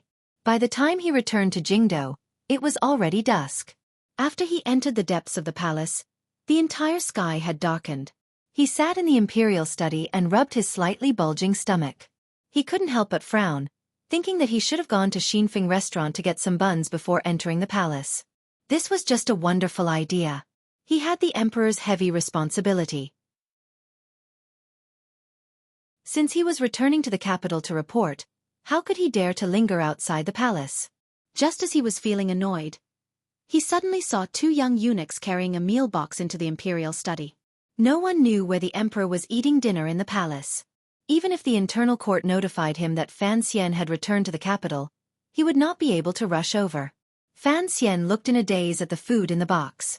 He smiled and said, "You know I haven't eaten?" Eunuch Yao usually followed at the emperor's side. The head of the eunuchs on duty outside the royal study was also someone Fan Xian was familiar with. It was Eunuch Dai, who had performed a great service in the palace coup. Eunuch Dai looked at Fan Xian with a wide smile and said, "You are anxious about state affairs. Presumably, you have missed your meal. Pick some refreshments first. The emperor is eating in the back palace at this time. Even if I wanted to reward you with a bowl of fish roe rice, I'm afraid it would be too late." Fan Xian did not stand on ceremony. He began to attack the food in the box. As an official, sitting in the royal study when the emperor was not present was a crime punishable by execution. To eat in the royal study without asking for an edict was even more disrespectful. However, he had long received a special edict, so he sat calmly and ate without worry. To the side, Eunuch Dai smiled and thought, in the end, Sir Fan Jr. was not a normal official. Immediately after, he thought of the matter that had been spreading around the world recently. Eunuch Dai's heart heated up again. Sir Fan Jr. had performed a great service for the Qing kingdom. He didn't know how the emperor would reward him. The reason this head of eunuchs felt hot was because he knew that most of his future was in the emperor's hands. The other half was completely connected to Sir Fan Jr. His life in the palace had always been smooth sailing. It was not until Fan Xian appeared that he began to suffer misfortune and rise again. Because he had contributed greatly during the Jingdo rebellion, he was now the deputy head eunuch. His status was even more noble than when he had been in Lady Shu's palace. Occasionally, Eunuch Dai would think with lingering fear that if he had continued to be on duty in Lady Shu's palace, he would probably already be a member of the Cold Palace or even long dead. Thinking of this, he couldn't help but glance behind him out of the corner of his eye. The eunuch following him had once been a popular figure in the royal study. It was a pity that he later served his master in the Eastern Palace. Although he hadn't done anything wrong, his status had already plummeted. Fan Xian put down his chopsticks and said a few warm words to Eunuch Dai. Only then did he slowly turn his gaze behind him. He looked at the increasingly steady young eunuch, whose acne was still clear on his face. Calmly he said, "You still haven't died." "That is somewhat unexpected." Hong Zhu's face was full of respect. He bowed toward Fan Xian and replied, "I have received the emperor's favor and came out of the Cold Palace at the end of the year. In the future, remember to serve the emperor more attentively." Fan Xian said these words without much emotion and then closed his mouth. Eunuch Dai could see that his mood was not very good. He casually said a few words of flattery, and then led Hong Zhu out of the royal study. He thought to himself that there had always been rumors in the palace that Eunuch Hong and Sir Fan Jr. did not see eye to eye. Back then, it was Sir Fan Jr. who had kicked this kid to the Eastern Palace. Looking at it now, it was indeed so. He couldn't help but laugh coldly 3 times in his heart. He thought to himself that even with old Eunuch Hong watching over Hong Zhu, he was still no match for the little duke's hand that reached in from outside the palace. Now that Eunuch Hong was dead, Hong Zhu's position in the palace was very awkward. Eunuch Dai completely did not notice that when he left the royal study, Fan Xian and Hong Zhu met each other's eyes. There was mutual concern in their eyes. Then, they gently and imperceptibly nodded their heads. It was completely silent in the royal study. Fan Xian silently sorted through the thoughts in his mind. It was expected that Hong Zhu would come out of the Cold Palace. This kid had always been well liked by the nobles in the palace. In the rebellion, It appeared that Hongzhu had no knowledge of it. It was expected that he would be used. Of course, in this matter, Fan Xian had gone around many twists and turns and helped Hongzhu put in some effort.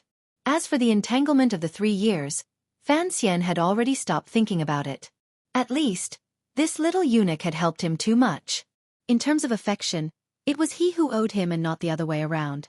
Just as he was thinking this, a wave of hurried footsteps came from outside the royal study. The faint light of a lantern came from the other side of the glass window, illuminating the night and floating toward them. Fan Xian quickly pulled back his stretched arms and stood to welcome the emperor. The door to the royal study was pushed open. The Qing emperor, dressed in a bright yellow robe, walked in with large steps. His slightly thin face was calm. Only the white hair at his temples revealed his true age and how much energy he had expended these years. The group of serving eunuchs did not enter. Cleverly, Eunuch Yao closed the royal study's door tightly from behind. Only the emperor and Fan Xian were left in the royal study. The emperor sat comfortably on the soft couch and rubbed his knees with both hands. Looking at Fan Xian, he suddenly laughed out loud. Fan Xian was confused by this string of laughter and stood awkwardly where he was. The emperor shook his head and said, "You're very good." Since he was very good, why did he shake his head? Fan Xian laughed bitterly and took out the box of secret memorials that the council had prepared and placed it on the low table in the middle of the soft couch. The emperor opened the box and began to read it carefully. Inside the box were the preliminary results of the negotiations between the Qing kingdom and Dongyi, as well as the Overwatch Council's analysis of Dongyi's bottom line, the territory map that Dongyi had presented, and the detailed situation of the distribution of people and finances. The Dongyi matter had long shocked the entire world. The diplomatic group responsible for the negotiations, including Fan Xian himself, maintained a daily exchange of the details of the negotiations with the royal palace in Jingdo. The emperor knew the details of the negotiations very well. After all, the two places were very far apart. If he wanted to truly grasp the first-hand situation, he would need Fan Xian to return to the capital and make a face-to-face report. The emperor slowly put down the file in his hands and stood. Walking to one of the walls of the royal study, he pulled open the curtain hanging on the wall. Below the curtain was a large map of the world. On it was clearly drawn the roads of each province. Even the coastlines to the east and south were drawn in great detail. This map not only included the territory of the Qing kingdom, but also the territory of northern Qi and Dongyi. The first time Fan Xian had truly entered the royal study to discuss matters, he had sat with the ministers and scholars.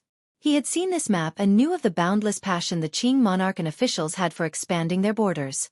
At that time, there had been 3 princes at the emperor's side. Now, 2 of them were gone. The emperor's steady palm moved across the map. Although the light in the royal study was bright, it was not the shadowless light in an operating room. Wherever his palm moved on the map, there was a patch of darkness. It was like a black arrow containing boundless authority, representing hundreds of thousands of soldiers, and full of murderous intent. The palm landed above Dongyi and the surrounding vassal states and gently patted them. The emperor did not turn his head. Calmly he said, "Without using a single soldier, I have this place. Fan Xian, how do you think I should reward you?" The negotiations have not ended. There are still internal disputes in the sword hut. The nobles of the vassal states will probably still rebel. Most importantly, I don't know if it will cause a backlash from Dongyi in the future, Fan Xian replied with a smile. He could see that although the emperor's expression was calm, the joy in the depths of his heart could not be hidden. This emperor, who wholeheartedly wanted to unify the world and establish a legacy that would last for thousands of generations, had spent decades to finally eliminate Ku He and Sigu Jian, his 2 greatest opponents. He had taken the first step on a journey of tens of thousands of li. That kind of joy could not be faked. How is Sigu Jian? The emperor turned and smiled. He did not continue to raise the question of rewards. Instead, he asked about the matter he cared about the most.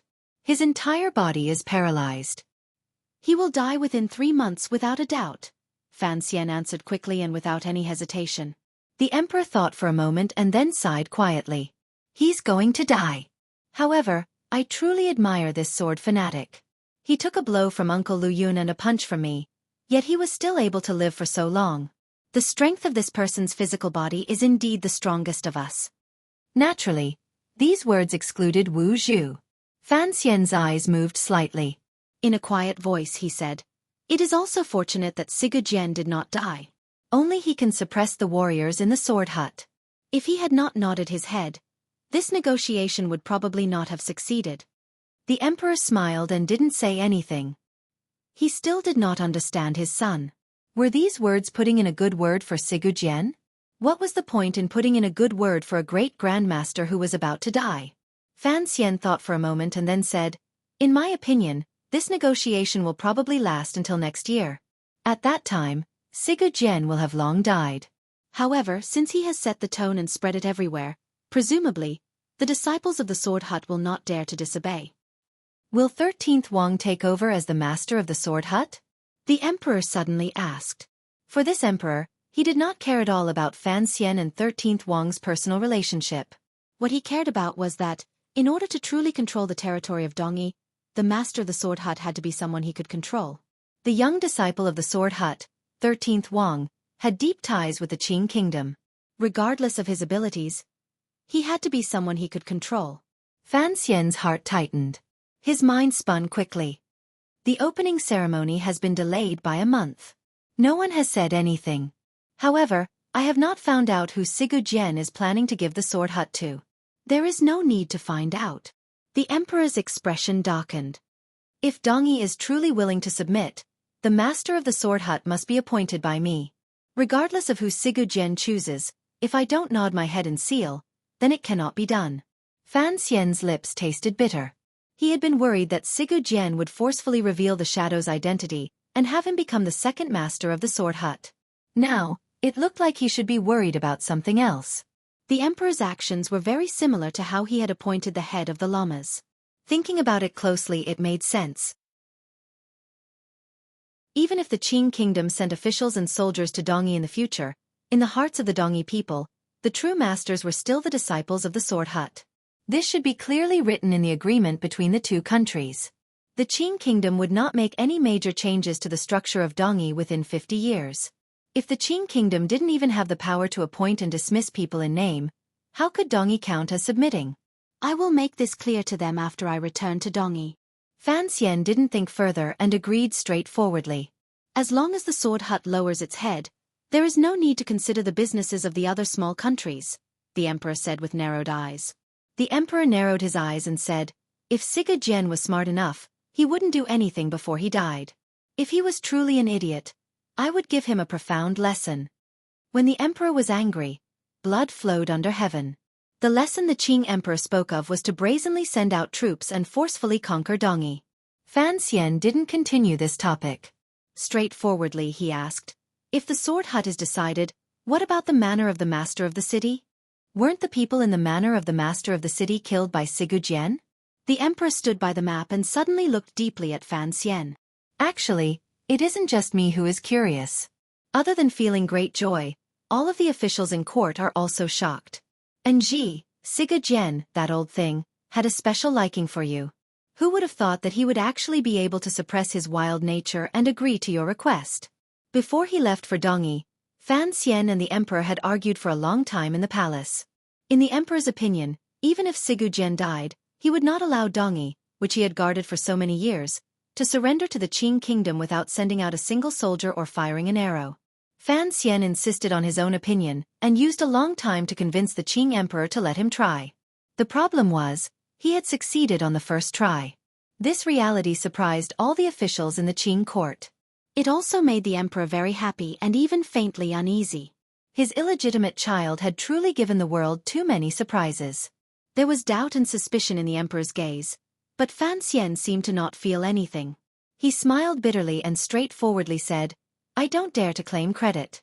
If it weren't for the fact that the Qing kingdom is strong and powerful, Dongyi would only have two paths after Xueqi's death. They would not have lowered their heads and submitted to the Qing kingdom. These words were true. Any diplomatic negotiation was rooted in the foundation of power. Perhaps Northern Qi had the power to contend with the Qing kingdom for many years. However, Dongyi was established as a merchant and was not at all firm. It was like duckweed in the water or a light cloud in the sky. As long as a strong wind blew, it would scatter like duckweed. Under the pressure of the Qing kingdom's powerful national and military power, Dongyi didn't have much of a choice. Fan Xian's success this time was actually the Qing Emperor's success. Under his rule was a particularly powerful kingdom. Fan Xian suddenly took a deep breath and said, "As you know, my mother came from Dongyi. Siga Jian has some feelings for me." He knew he couldn't hide this from the emperor. He didn't want to hide it, so he might as well say it directly. As expected, the emperor clearly knew about Yi Qingmei's past in Dongyi. After hearing these words, he only smiled slightly and said, "As expected. What requests does Siga Jian have for you?" Fan Xian raised his head and said seriously, he hopes that the Dongyi under the Qing kingdom's rule will still be the Dongyi of today. "I allow it." The emperor waved his hand decisively. Without waiting for Fan Xian to say anything, he straightforwardly said, "The Dongyi I want is the present Dongyi. It has become like Jiangnan. What do I want it for?" Fan Xian was incomparably shocked. The problem he and Sigu Jian were most worried about was not a problem at all in the emperor's heart. What the emperor wanted was the present Dongyi, a Dongyi with a faint sense of self-rule by merchants that carried out large trade deals with overseas. Thinking of this, Fan Xian couldn't help but feel boundless admiration for the emperor. Only an emperor with great foresight could tolerate such a situation. The emperor's will and vision were probably broader than he had imagined. Immediately after, the emperor and Fan Xian discussed the details of bringing Dongyi into the territory, as well as the problems that could appear, and related countermeasures. It was gradually getting late, but the lights in the royal study remained bright. The map of the world gradually changed as the father and son discussed it. After a long time, the emperor rubbed his tired eyes and turned his head back to look at the map again. The map of the world had already changed, but this map had not. The emperor quietly said, "I'll be making a new map tomorrow." "Congratulations, Your Majesty," Fan Xian said with a slight smile. At this moment, the emperor finally smiled. His palm suddenly slapped heavily on the top of the map. It was a large piece of foreign territory that had been painted green. The bright yellow clothes seemed to carry an unstoppable sense of determination. There is only this piece left in the world.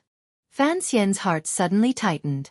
The emperor raised the question from earlier for the second time. "And Ji, how do you think I should reward you?" In history, there were many examples of people who had done too much to shock the ruler and died a horrible death. When these examples were unlucky, it was often because of this sentence. Because their contributions were too great and they had already received too many rewards, there was no reward to be given. It was impossible for the person on the throne to give half of the throne to these examples. Thus, without exception, the examples all ran down the road to death. Occasionally, there were examples who jumped out and successfully rebelled, but they were in the minority. Hearing this question, Fan Xian did not feel any fear at all. He only pulled a long face and sank into thought. His contributions this time were not great. Based on what he had said earlier, Dongyi's submission was ultimately because of the Qing kingdom's strength. He was just a primer, an excuse Sigu Jian used to convince himself. As for his contributions being too great to shock the ruler, forget it. The emperor's self-confidence and narcissism were the first in 1,000 years. In his life, he had never worried about which official or son would be able to surpass him. A powerful emperor would have a strong tolerance towards the people under the dragon throne.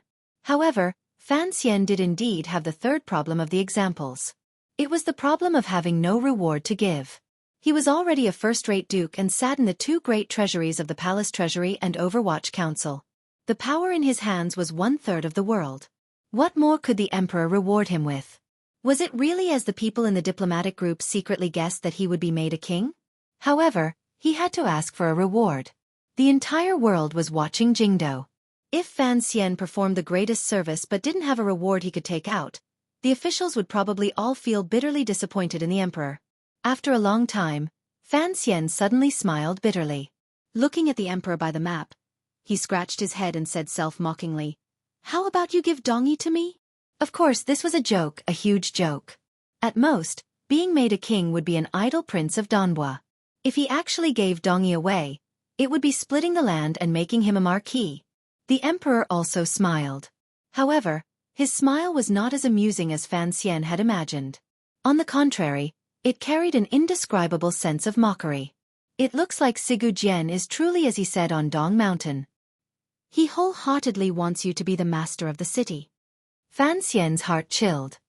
He smiled bitterly and replied, "In any case, the master of the city doesn't care. Let's change it." The emperor couldn't be bothered to continue his conversation. He sat down and picked up a cup of warm tea to slowly sip. Fan Xian stood in front of the emperor and had a headache for a long time. Probingly he said, "But, someone has to be sent to manage Dongyi. How about we have a prince be the master of the city?" In the present Qing kingdom, there was only one prince, the great prince. He had Dongyi blood running through his veins and a noble status. Furthermore, if they wanted to subdue the hearts of the Dongyi soldiers and civilians, it would be an excellent move for the great prince to be the master of Dongyi. We will discuss this matter in the future. The emperor furrowed his brows. It was clear he was moved by Fan Xian's suggestion, but more than that, he was worried. "I won't enter the Hall of Governmental Affairs," Fan Xian suddenly muttered. "Staying with those old men every day is so boring." The emperor smiled and said, "Sir, he is also in the Hall of Governmental Affairs, isn't he? He is also a young man." These words were just words. The emperor would not allow Fan Xian to give up the power of the Overwatch Council and enter the Hall of Governmental Affairs, destroying his plans for the future of the Qing kingdom. Hearing the emperor's words, the face of the hateful official who watched over Ruoruo every day outside the Donbo medical shop immediately rose in front of Fan Xian's eyes. He laughed coldly and said, "If your majesty truly wishes to reward me with something, I would like to ask you to grant me 2 edicts."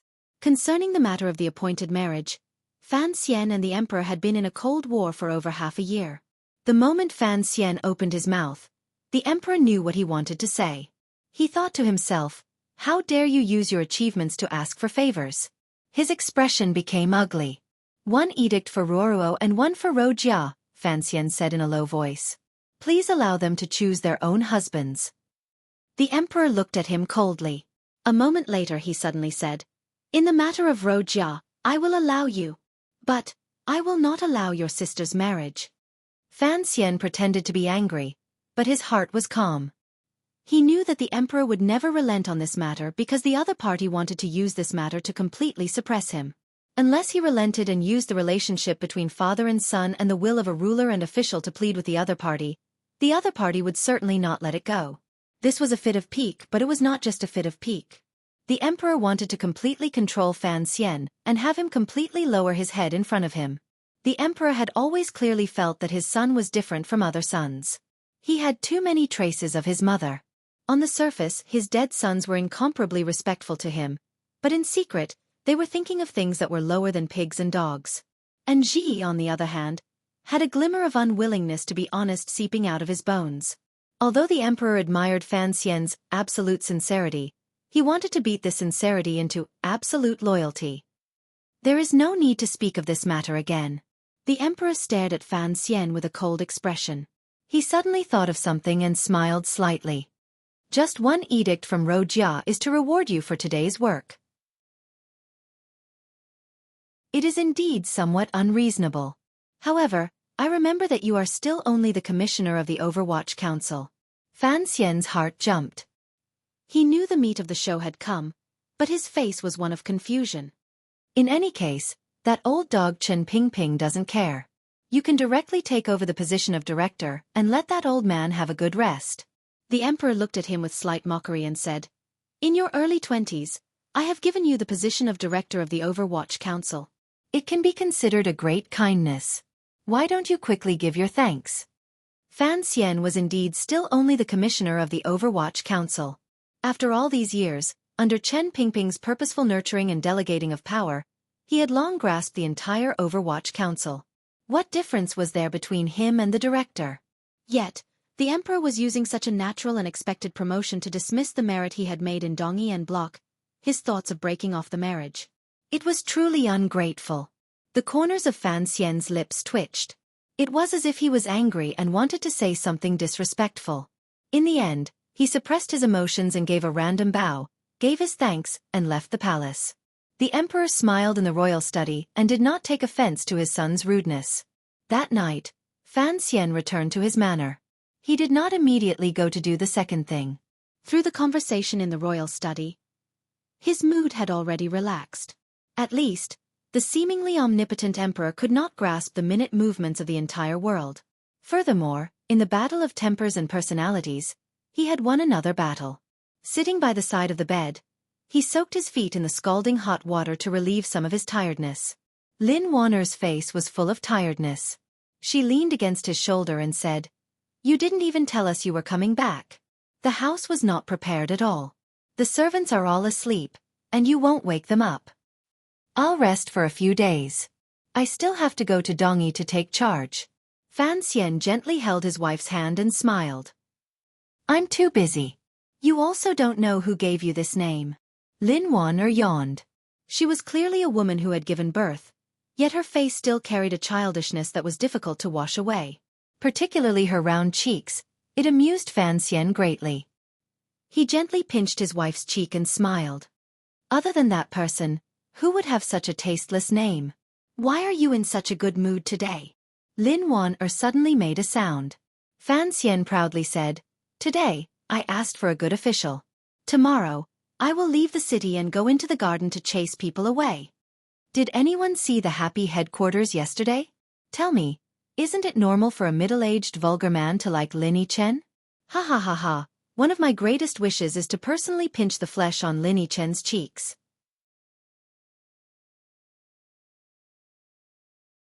Chapter 650. The large bed in the back of the Fan Manor was still soft. The pair of children were usually treated like little ancestors. At this moment, they were sleeping peacefully under the careful care of the nannies. No one would disturb the people in the main room. Fan Xian was indeed sleepy. He only said a few words to Warner before he sank into the land of dreams. His feet were even soaked in hot water. Lin Warner sighed and rose to put on an unlined robe. She began to continue her work. Jingdo was peaceful in the night. Most people had already entered He Tian's hometown. Only the emperor, who was unusually diligent, was still reading through the memorials sent from the 7 roads and provinces. Although these memorials had already been read twice by the Hall of Governmental Affairs, the emperor was used to scrutinizing everything under the heavens, so his workload was still great. The light in the royal study did not tremble at all, but the door began to tremble. Eunuch Yao led another plain-looking eunuch into the royal study without asking for permission. The emperor raised his head and glanced at the two of them. He furrowed his brows and said, "What did you find?" Eunuch Hong had died on Dong Mountain. Eunuch Ho had died during the Jingdo attack on the palace. The internal court eunuchs were all under Eunuch Yao's control. Although the power of the internal court was not great, because of its special position, its power could not be underestimated. Other than the defense of the palace, the most important responsibility of this department was the bridge through which the emperor secretly controlled the Overwatch Council. This was the Internal Affairs Bureau that had given the Overwatch Council headaches in the past.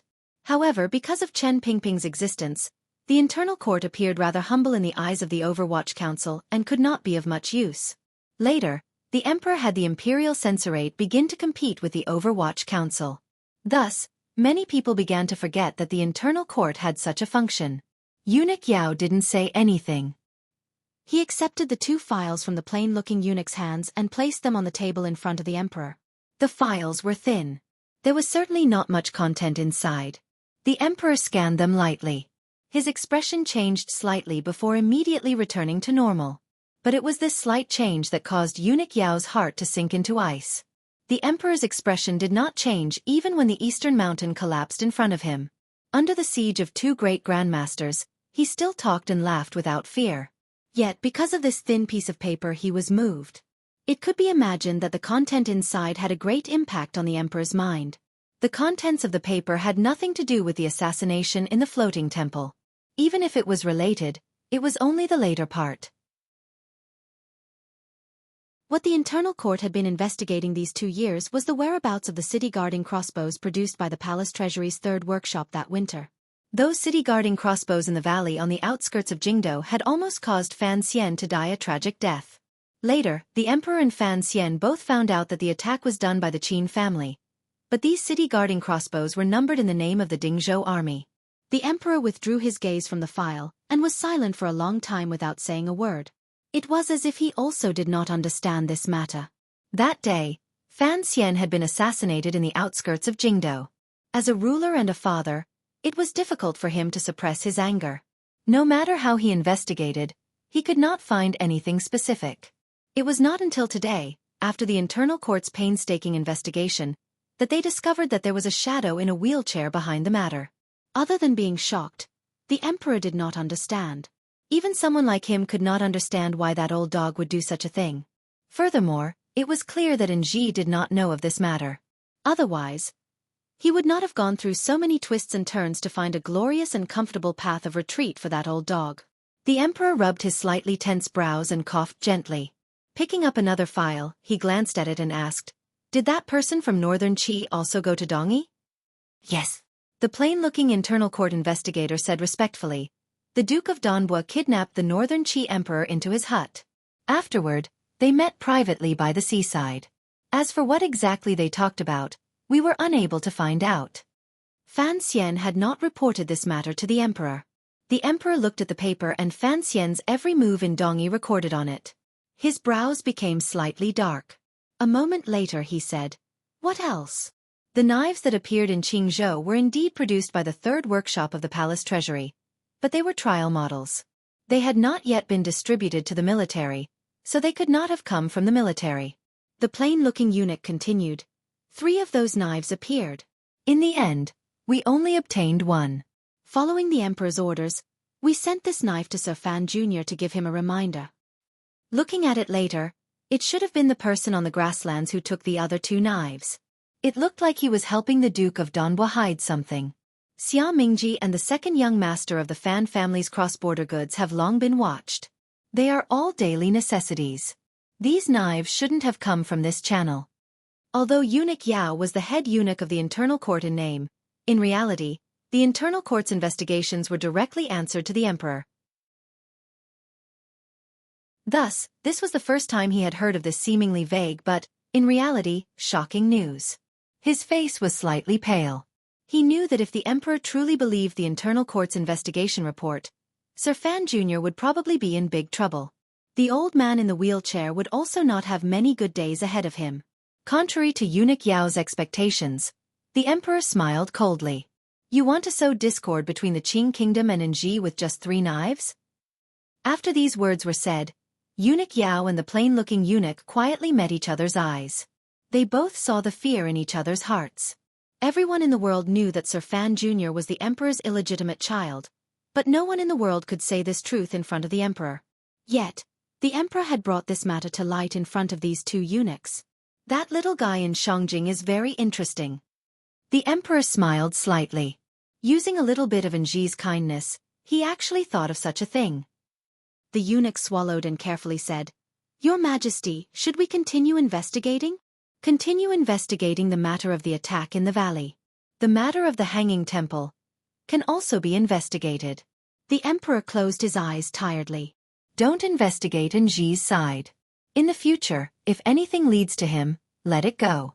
"Yes, Your Majesty." The emperor closed his eyes and was silent for a long time. He didn't understand what role Chen Pingping had played behind his back. Suddenly, his heart jumped. He thought that perhaps Fan Xian's son knew about the role Chen Pingping played, which was why he was in such a hurry to take power by disguise. He believed in Fan Xian's loyalty, just like everyone else in the world. From the perspectives of profit, morality, and nature, Fan Xian would not betray him. The emperor had this confidence. Even if one day, his son learned of the story from many years ago, at most, he would only unleash a sorrowful anger at him and would not betray this country. The next day, there was rain in Jingdo. Fan Xian wore a black robe and walked through the rain. Behind him were the 3 members of the Qinian unit and a group of 6th Bureau swordsmen. Silently, they entered a small alley. After exiting the alley, they circled around and saw the narrow door of the manor. Every time he came to the Yen manor, it seemed to be raining. Perhaps the heavens also knew that the father and son living in this manor were some of the most powerful spies in the world. In the style of darkness and light, they maintained a distance from secular society. He felt some sympathy for them. Jingchengzi Manor was still Jingchengzi Manor. So many years had passed, but the Yen Manor was still so low-key. The emperor's rewards and the court's favor were all not displayed on the surface. Fan Xian took off his wet raincoat at the door. Without waiting for an announcement, he walked directly toward the rear courtyard. Before long, He saw the large fake mountain that blocked his view of the rear courtyard. The first time he had entered the Yen Manor, Fan Xian had noticed this large fake mountain. Although the building did pay attention to the pattern of covering the door and concealing the view, this fake mountain was too big, too fake, too abrupt and too ugly. It was a 10-day break. Usually, Sir Yen Jr., who was always busy, had a rare moment of leisure. He was playing checkers with his wife. He and Lady Shen had been married for some time, but there was still no news from her stomach. However, Yen Bingyun was not worried. Looking at the situation, the entire Yen Manor was not worried. Seeing Fan Xian's arrival, a glimmer of surprise flashed across Yen Bingyun's face. He knew that Fan Xian had returned to the capital last night, but he had always thought that given the commissioner's laziness, he would either be playing Spring Sleepy in his room or going to Prince Huching's manor to compete in drinking with the great prince. He had not thought that he would come to his manor. When Sir Yen Jr. was young in Jingdo and later in Shangjing in disguise, he was a famous scholar. He was skilled in the 4 arts. However, in front of Fan Xian, he did not want to display any of his talent or interest. He was like a block of ice, strictly maintaining the division of superiors and subordinates. It was very boring. Thus, Fan Xian did not want to engage in recreational activities outside of official business with him. Every time Fan Xian entered the Yen Manor, it meant that something big was about to happen in the Overwatch Council. "I'm in a good mood today," Fan Xian said with a smile. Lady Shen curtsied hastily toward her husband's immediate superior and returned to the rear courtyard. Shen Zhong's daughter had always had the identity of a female fugitive from northern Qi. A few years ago, she had lived in the Fan Manor for a long time and had a good relationship with the women in the Fan Manor. In front of Fan Xian, she always felt complicated emotions. Naturally, she did not know how to get along. Although no one had ever said anything, Lady Shen knew that her father's death and the destruction of her family was not only because of the northern Qi royal family's indulgence and Shang Shanhu's murderous intent. It also had a lot to do with the young leader of the Qing Overwatch Council. Watching the woman's figure disappear into the room, Fan Xian's mood sank. He suddenly opened his mouth and said, "How is the matter I talked to you about last time? If you want, I can help her get rid of her identity as a fugitive from northern Qi." Yen Bingyun stood up and stood in the corridor as if looking at the rain and thinking. A moment later, he said in a cold voice, "Don't think that no one in the world knows about the shady business between you and the northern Qi people. In the past, it didn't matter, but what is the situation now? Once the two sides go to war, what you are doing is aiding the enemy. Instead of quickly washing yourself of it, you still want to use this relationship to gain some benefits. Don't think that just because your identity is special, no one will suspect you of treason." "Treason my ass," Fan Xian scolded laughingly. "Am I not also in a hurry to earn money? Besides, most of the money I don't have to spend myself. You've also seen the account sent to the Hangzhou Conference and the River Works Yamen in the past. I don't understand this. In any case, you're giving this money to the court. Why do you have to make a detour in the middle? Most importantly, by avoiding taxes in the middle, the court gets even less money. Fewer procedures means one less bad experience of being skinned alive by officialdom," Fan Xian said. "Furthermore, I like to control these things myself. The palace must know about these things." The emperor has been enduring silently. "You know why? Don't go overboard." Yen Bingyun couldn't resist reminding him. "The eldest princess can get it, but I can't?" Fan Xian said. "The monk can touch, so can I. Why did you change the topic again? Are you willing to do what I asked you earlier? If you are, then I have to quickly send a letter to Shangjing. Her family is all dead. In any case, she won't return to northern Qi. Why care about that?" Yen Bingyun shook his head. "There will always be a day when one returns to one's homeland." Fan Xian smiled and patted his shoulder. "Find a quiet place. There are some important things I need to discuss with you." Yen Bingyun's expression immediately became serious. "Let's do it here. No one in my manor would dare to eavesdrop on anything." Fan Xian was silent for a moment and acknowledged the other's confidence. Yen Ruohai was a spy the Overwatch Council had placed in the military for decades. Yen Bingyun was also one of the most successful spies in the history of the Qing kingdom. Such a father and son pair would certainly have sharp eyes and would not allow an unreliable person to remain in the manor. "I am about to take over the position of director," Fan Xian said quietly as he looked at the drizzle sliding down the corridor. There was no expression of surprise on Yan Bingyun's face. Chen Pingping had long stopped looking at matters. There was no difference between Fan Xian and the director. As for whether or not he would immediately take over the position of commissioner, he did not care much about this matter. Since Fan Xian had spoken, after a moment of silence, he still said, "Congratulations." Fan Xian lowered his head and quietly said, "That is why I need you to quickly draw up a plan. I want to be a true director." Yan Bingyun's gaze froze and he stared at him quietly. It was as if he wanted to discern the other party's true meaning from his words. Including your father, the bald head of the 7th Bureau, and even the old servant by the old cripple's side, their control over the council is far above what we can imagine. Fan Xian seemed to not feel his gaze and coldly said, "If I want to be a true director, I have to let the old comrades rest completely. These people must be kept out of council affairs." "You mean to have Director Chen completely break away from the Overwatch Council so that even if he wanted to extend his hand, he wouldn't be able to?" "That is exactly what I mean." Even with Yan Bingyun's calmness, he couldn't help but feel boundless shock. He stared at Fan Xian in a daze, not knowing why he would suddenly have such a thought. A moment later he smiled angrily and said, "You want me to deal with my own father?" "It's a metabolism." Fan Xian smiled. "It has nothing to do with dealing. It's just separation." "I need a reason," Fan Xian said after a moment of silence. Fan Xian was silent for a moment and then said, "I'll tell you a story about the wind and snow in the valley." After finishing the story, Fan Xian looked at Yan Bingyun. "I don't understand." Yan Bingyun's expression was rather ugly. The old director cherished him so much. How could he do those things? "I also don't believe it." Fan Xian lowered his head in pain. "But, the emperor seemed to have found something. If the emperor truly believed this and the old cripple really wanted to kill me, what do you think the conclusion would be? The emperor once summoned you into the palace. You are one of the 7 gentlemen in his heart. Qin Heng is dead, but there are still 6 of you young people. Help me with this and have the Overwatch Council truly fall into my hands." Sitting in the carriage heading out of the city, Fan Xian began to smile proudly again. Last night, he had tricked the emperor. Today, he had relied on his superb acting skills to trick Yan Bingyun. With this Overwatch Council official taking action, in addition to his conversation with Chen Pingping in a moment, presumably the matter he worried about the most would become a story that would never happen because of the Overwatch Council's complete reorganization. Behind the attack in the valley was the shadow of the Overwatch Council.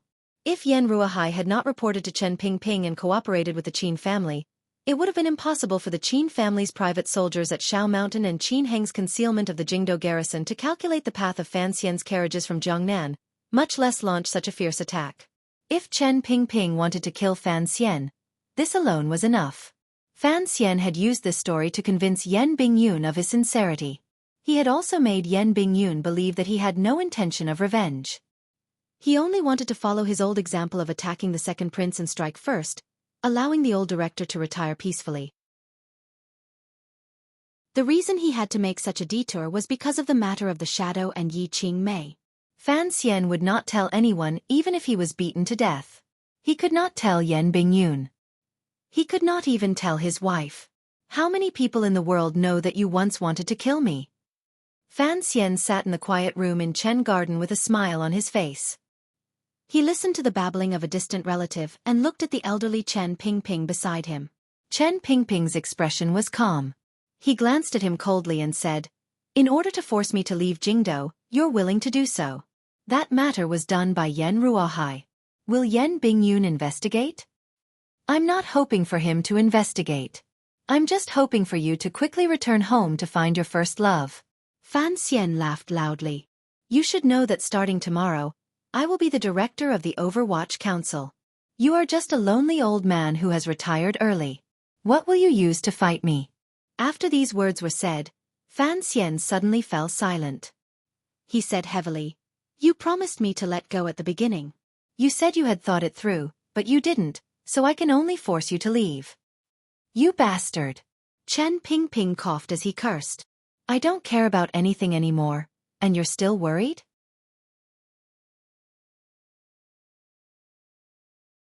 Chapter 651. Canvassing for votes was really tiring, but I still had to do it. This was because monthly votes were like stubborn horses. If you didn't use all your strength, they wouldn't move forward. However, I was really out of words. I had to save the golden sentence for canvassing for votes for the last day. Of course, the main purpose of that sentence was just for fun.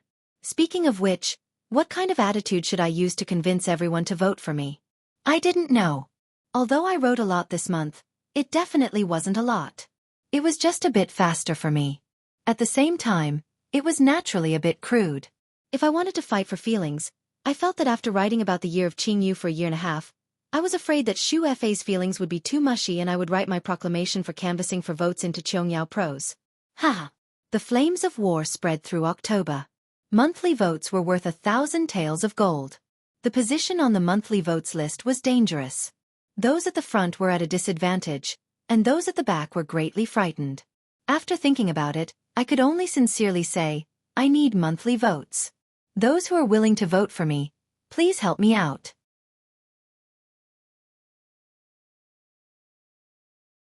Chapter 652. One person's sorrow could not make the entire Chen garden fall.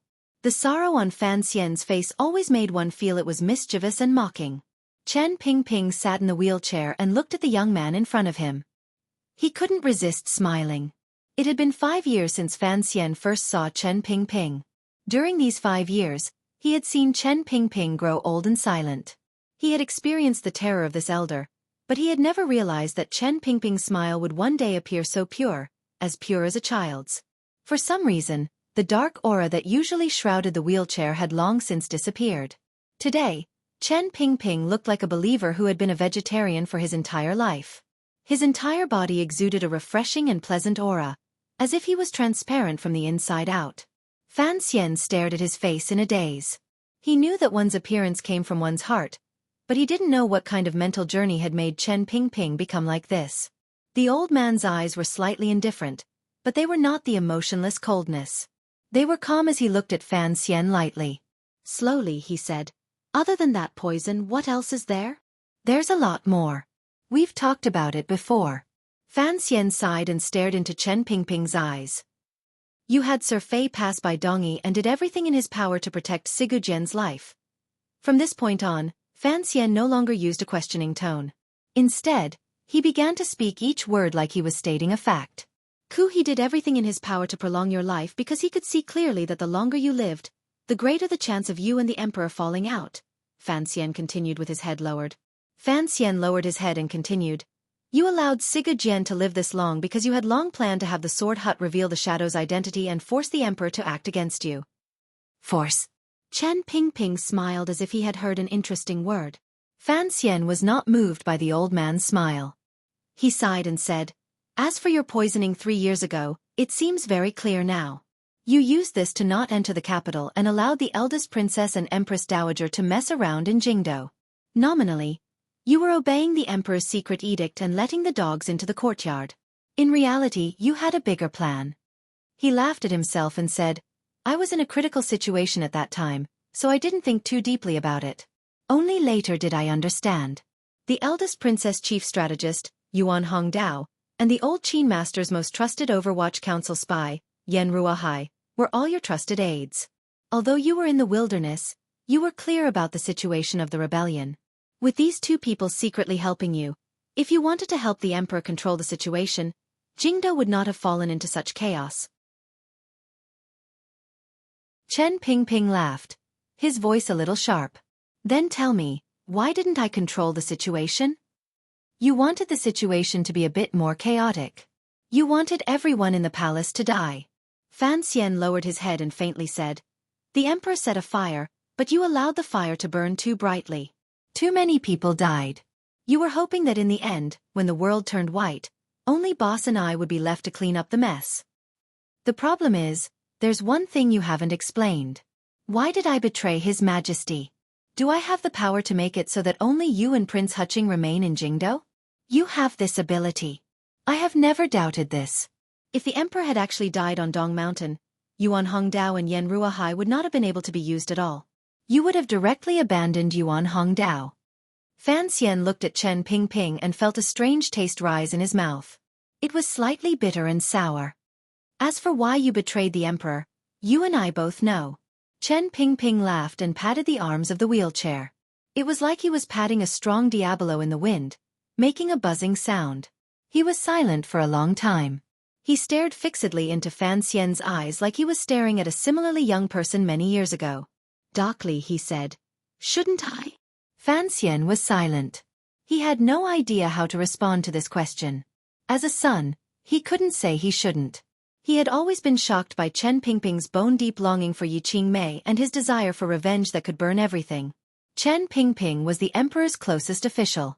Ever since he was young, he had served in King Cheng's manor. He and Yi Qingmei met very late and presumably did not spend much time together. It was because of this woman who was like a passerby in his life that the leader of the darkest special forces in the world hid a dagger in his heart for over 20 years. It pierced his heart and everyone's hearts. Chen Pingping suddenly lay back tiredly on the wheelchair and said, "You don't understand the past. You don't understand." Fan Xian had not personally participated in the events of the past, so he did not easily say he understood. He was silent, calculating, and enduring silently. He had no idea how to deal with it. If there was only hatred between people, perhaps this world would be much simpler. However, the relationships between people were always so complicated. "I also understand the second reason you took the poison." Fan Xian looked at Chen Pingping's eyes that were as still as an ancient well. Suddenly, his heart throbbed with pain. He felt that the matters of the world were indeed somewhat hurtful and hurtful. You had thought that the emperor would never be able to return from Dong Mountain. You have also destroyed his kingdom. You have been ruler and official for a lifetime. You should accompany him on the road to the Yellow Springs. You can consider it fulfilling your duty as ruler and official. Chen Pingping closed his eyes and said, "After all, I have watched the emperor grow from a child to an emperor. I understand him too well. He is someone who is afraid of being alone. I am worried that he will be afraid on the road to the underworld alone, so I want to accompany him." Accompany him? Fan Xian's voice became harsh. He has killed enough people. There will be many people accompanying him on the road to the Yellow Springs. Do you need to be like this? He calmed his emotions and said in a heavy voice, "Furthermore, he is not dead. It is always very difficult for a person to die." For the first time in front of Fan Xian, Chen Pingping sighed and said these words. Looking at him, he slowly said, "I have never underestimated the emperor. Before and during my plans, I have always been cautious and prepared for all possibilities of failure. Even if I failed, I would not leave behind anything that could be used against me or drag you down." Fan Xian looked at Chen Pingping. A powerful feeling of worship suddenly rose in his heart. He was too familiar with this old cripple. There were many things that he had not hidden from him. Thus, he knew more about what Chen Pingping had done than the emperor in the palace. In this world, Chen Pingping was probably the only person who could secretly plot against His Majesty and hide it from His Majesty.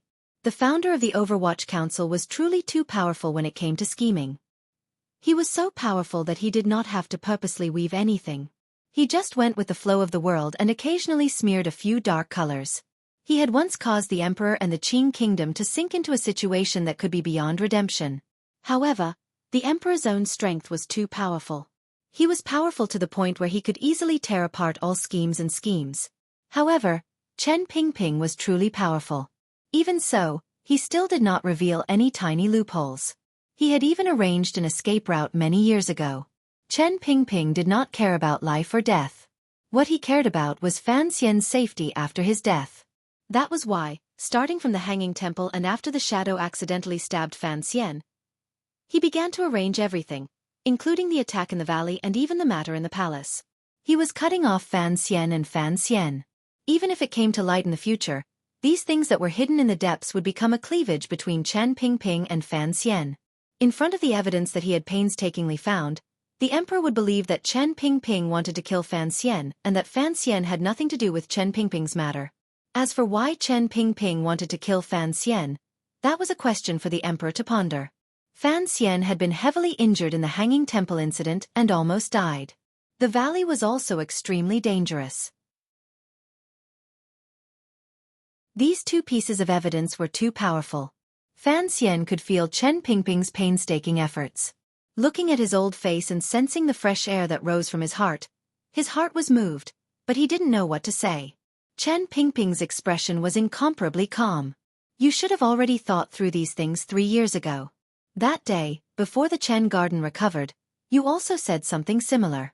Why are you doing it again today? The emperor will always be suspicious, particularly after you played such a trick in Dongyi, Fan Xian said. I can only come to clarify these things with you. The Dongyi matter was arranged 3 years ago. After I promised you to let go, I already let go, Chen Pingping said with a smile. I don't care. Since you want to let go, then be more thorough, Fan Xian said.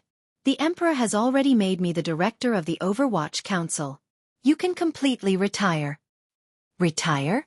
That would be no different from my current life. Fan Xian smiled strangely. You still dare to say such words in front of me?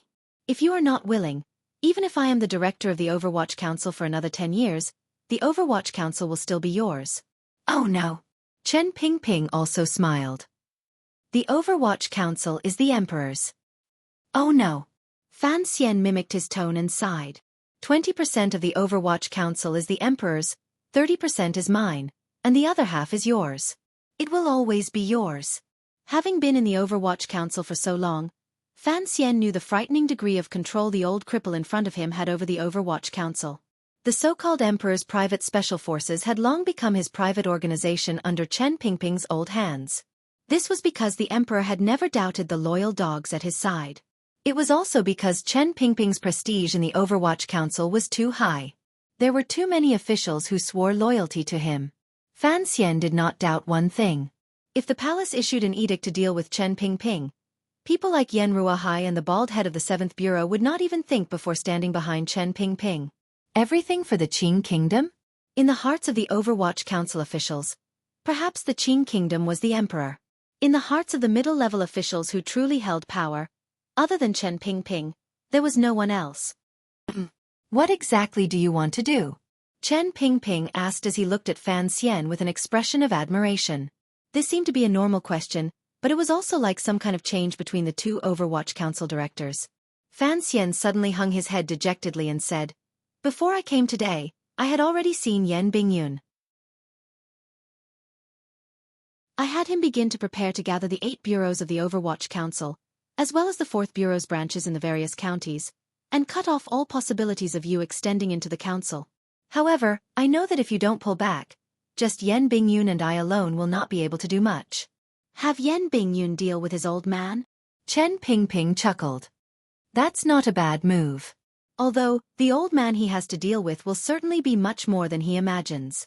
The old man he spoke of referred to the upper echelon of the Overwatch Council officials, who were completely loyal to Chen Pingping. Fan Xian sat forward and gently held Chen Pingping's tightly furrowed hands. Let go. If you let go, why are you still holding on to my hand? Chen Pingping smiled slightly. You can try to cut off the hand I extend into the council. However, I can promise you that the old men are more powerful than you imagine.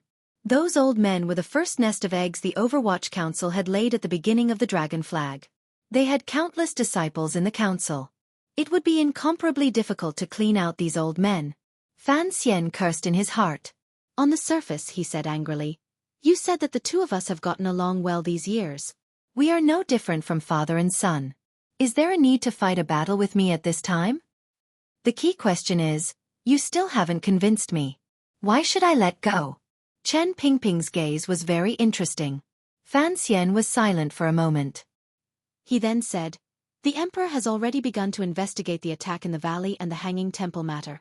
One day, he will suspect you. Even if he can't find any evidence, this matter is always dangerous. Furthermore, you know that the Emperor's personality has changed a lot ever since so many people died in the palace. If it had been in the past, he would probably have used lightning-fast methods the moment his suspicions grew. However, he has never done so. These words were true. The Overwatch Council was one of the powers the Emperor relied on the most. His trust in Chen Pingping was also an anomaly in the world. Once he discovered that Chen Pingping had other intentions in his heart, if it had been the Emperor of the past, he would probably have flown into a rage long ago. We've talked about this topic before. Chen Pingping nodded. The Emperor has some affection for me. Even if he has some suspicions, He can't bear to act directly. He would rather wait for me to die of old age. Yes, the problem is that you never die, Fan Xian nodded. It's fine if you don't die, but your heart doesn't die either.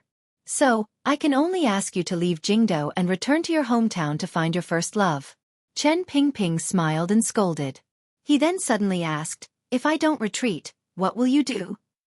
I will begin to act, Fan Xian said after a moment of silence. Fan Xian was silent for a moment. He then said, even if I have to make a mess in the Overwatch Council, I will still beat you down. With what reason? Of course, it is because I found that Director Chen's shadow was behind the attack in the valley. As a prince and the next director of the Overwatch Council, I attacked with hatred and wanted to put you to death, Fan Xian said with his head lowered. Fan Xian lowered his head and said, regardless of whether or not I can win in the end, the Emperor will always think that I have also found out about this matter and will watch me fight. In the end, he will issue an edict to chase you out of the capital. On one hand, it fulfills my wishes and fills my grudge. On the other hand, it protects your life and completes the affection between you two. Chen Pingping's grizzled brows rose. Thinking about it, you also used this matter to convince Yan Bingyun? Fan Xian nodded. Using a non-existent grudge to hide the true danger within. Chen Pingping thought for a long time and then nodded. You've improved a lot compared to before. Fan Xian smiled and said, I thought about it for a month. Knowing that the internal court had begun to investigate the valley matter, I thought of using this point. Chen Pingping smiled tiredly. He knew what Fan Xian was worried about and why he had to go through so much trouble to force him to leave Jingdou. Just as Fan Xian's heart had been moved earlier, this head of special agents, who had been alone and bitter his entire life, suddenly felt his heart become much warmer. I promise you, I will leave Jingdou. Chen Pingping gently patted Fan Xian's hand. Fan Xian was overjoyed and chuckled. He then said, this shouldn't be a problem. Once in the Hanging Temple and once in the valley. Both times, I almost died to your hands. No matter what the internal court finds, it will only be a footnote for you to quietly leave Jingdou. Thinking of when you charged into Chen Garden in a wheelchair and yelled at me, it was very interesting, Chen Pingping said with a slight smile. Fan Xian smiled and shook his head. At the time, he truly didn't understand why Chen Pingping wanted to do these things. It was only later when the eldest princess completely enlightened him that he understood exactly what Chen Pingping wanted to do, and why he had been carefully preparing to completely sever ties with him. The Taiping courtyard murder case was done by Qin Yi, right? Fan Xian suddenly said. Chen Pingping glanced at him and lightly said, Qin Yi is only one of the emperor's dogs. Fan Xian was silent for a long time. He then said, in the end, the Qin family wanted to rebel because of my existence? Of course.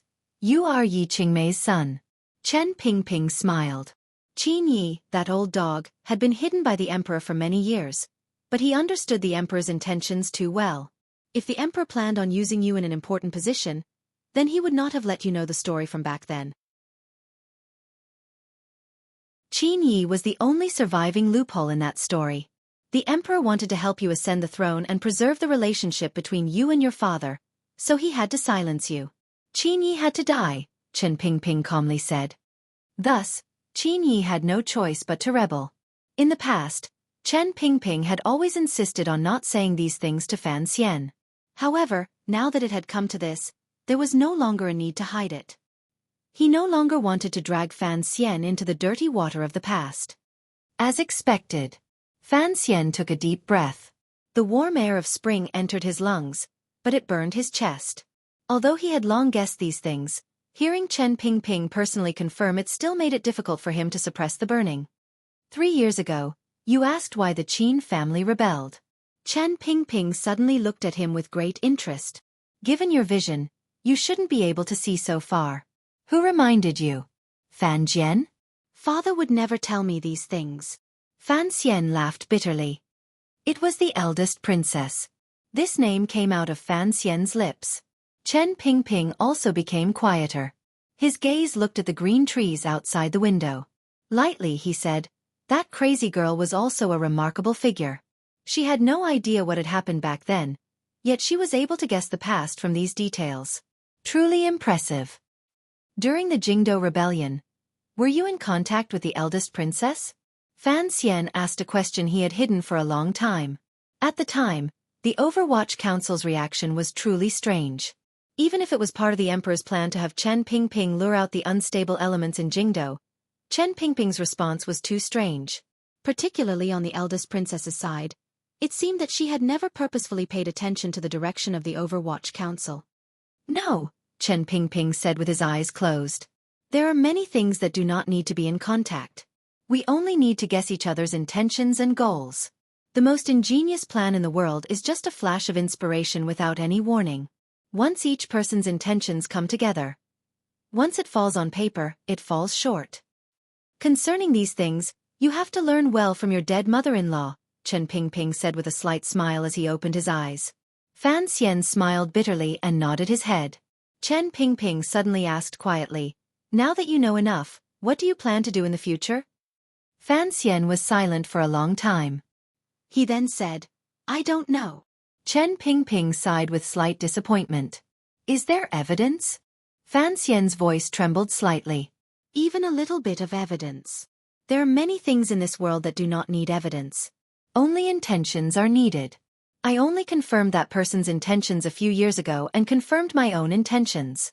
Chen Pingping's words had some similarities to Siga Jian's way of the sword. That day, the army marched to the west. The emperor was near Dingzhou. Your father was also with the army. The northern Qi army suddenly moved south. I led the Overwatch Council north to Yanjing. Yi Zheng was also moved to the rear of the western army. Chen Pingping only coldly stated a fact. Most importantly, your mother had just given birth to you and was weak after giving birth. Fan Xian's brows gradually furrowed. What about Uncle Wu Zhu? I still don't understand why he would leave his mother's side at that time. Someone from the temple came. Chen Pingping smiled slightly. An emissary appeared on the land. Although I'm not sure exactly where your mother came from, I can guess that she, Wu Zhu, and the temple have always had some connection. Furthermore, Wu Zhu has always been very afraid of anything related to the temple. Someone from the temple came more than once. It was at least 2 times. I know of 2 times. Chen Pingping sighed. Each time they came, Wu Zhu killed them. At that time, it seemed that the only people who could threaten your mother were the people from the temple. Wu Zhu did not allow those people from the temple to come within 100 li of your mother. So Wu Zhu left. But your mother still died. Died? At the hands of one of our own. Chen Pingping smiled strangely. He enunciated the words, "one of our own," with a particularly heavy tone. Fan Xian also smiled. His smile was particularly sincere. He then stood up and patted Chen Pingping's shoulder. I had long guessed these things. It is only after hearing them from your mouth that I realized they felt so real.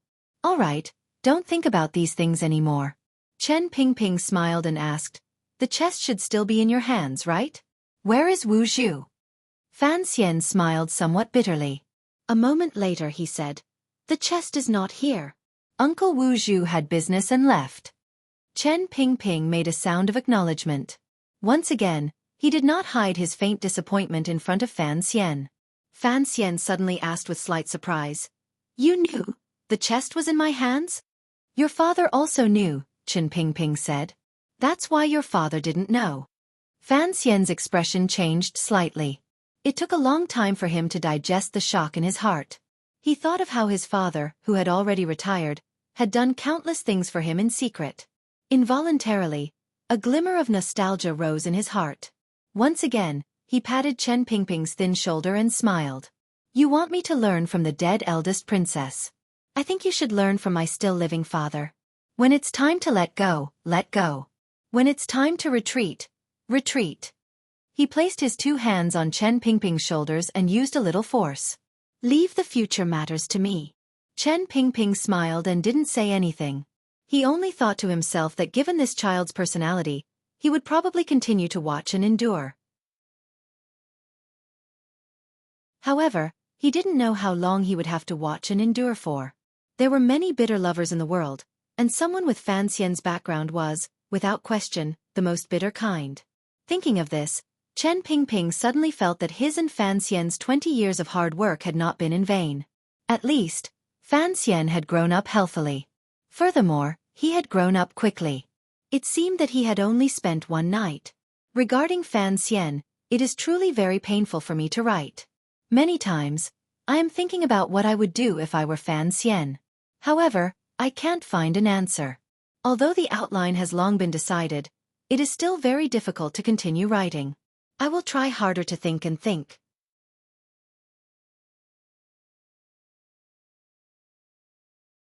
Chapter 653.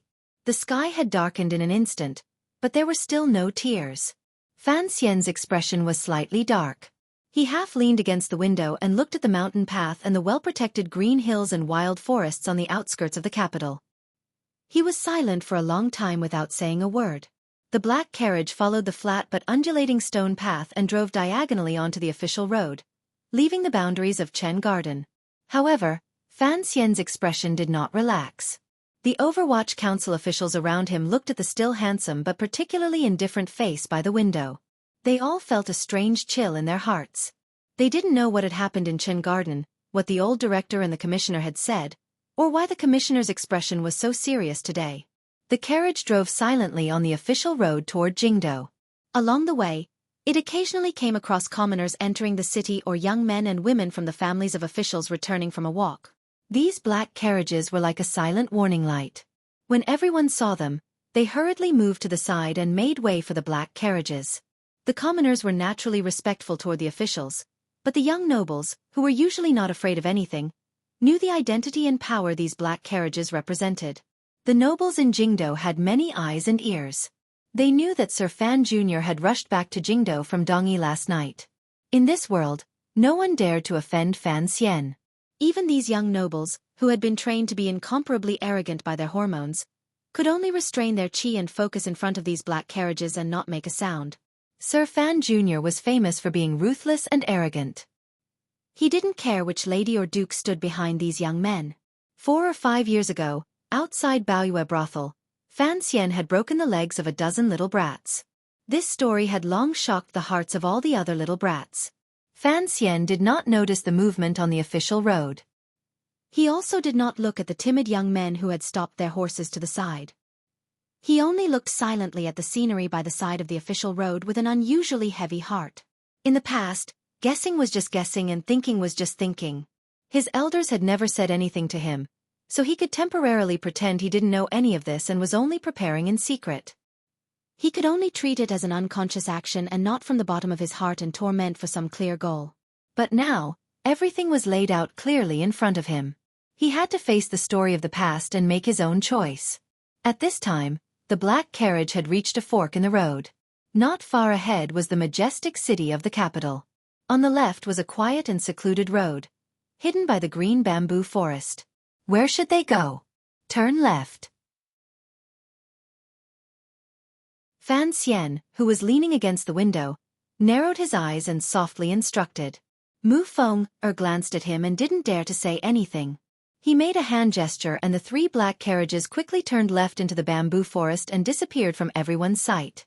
Not far into this road, the green bamboos gradually became sparse, and one could see the clear green jade-like river on the side of the road. The river flowed slowly, and if one did not look carefully, one would think that it was a lake. It was the Lujing River that passed through the city, circled around the city, and finally reached the Tsong Mountains in the west. Somewhere upstream, this river gathered rouge, gathered colorful lanterns on the pleasure boats, and gathered half of Jingdo's erotic prosperity.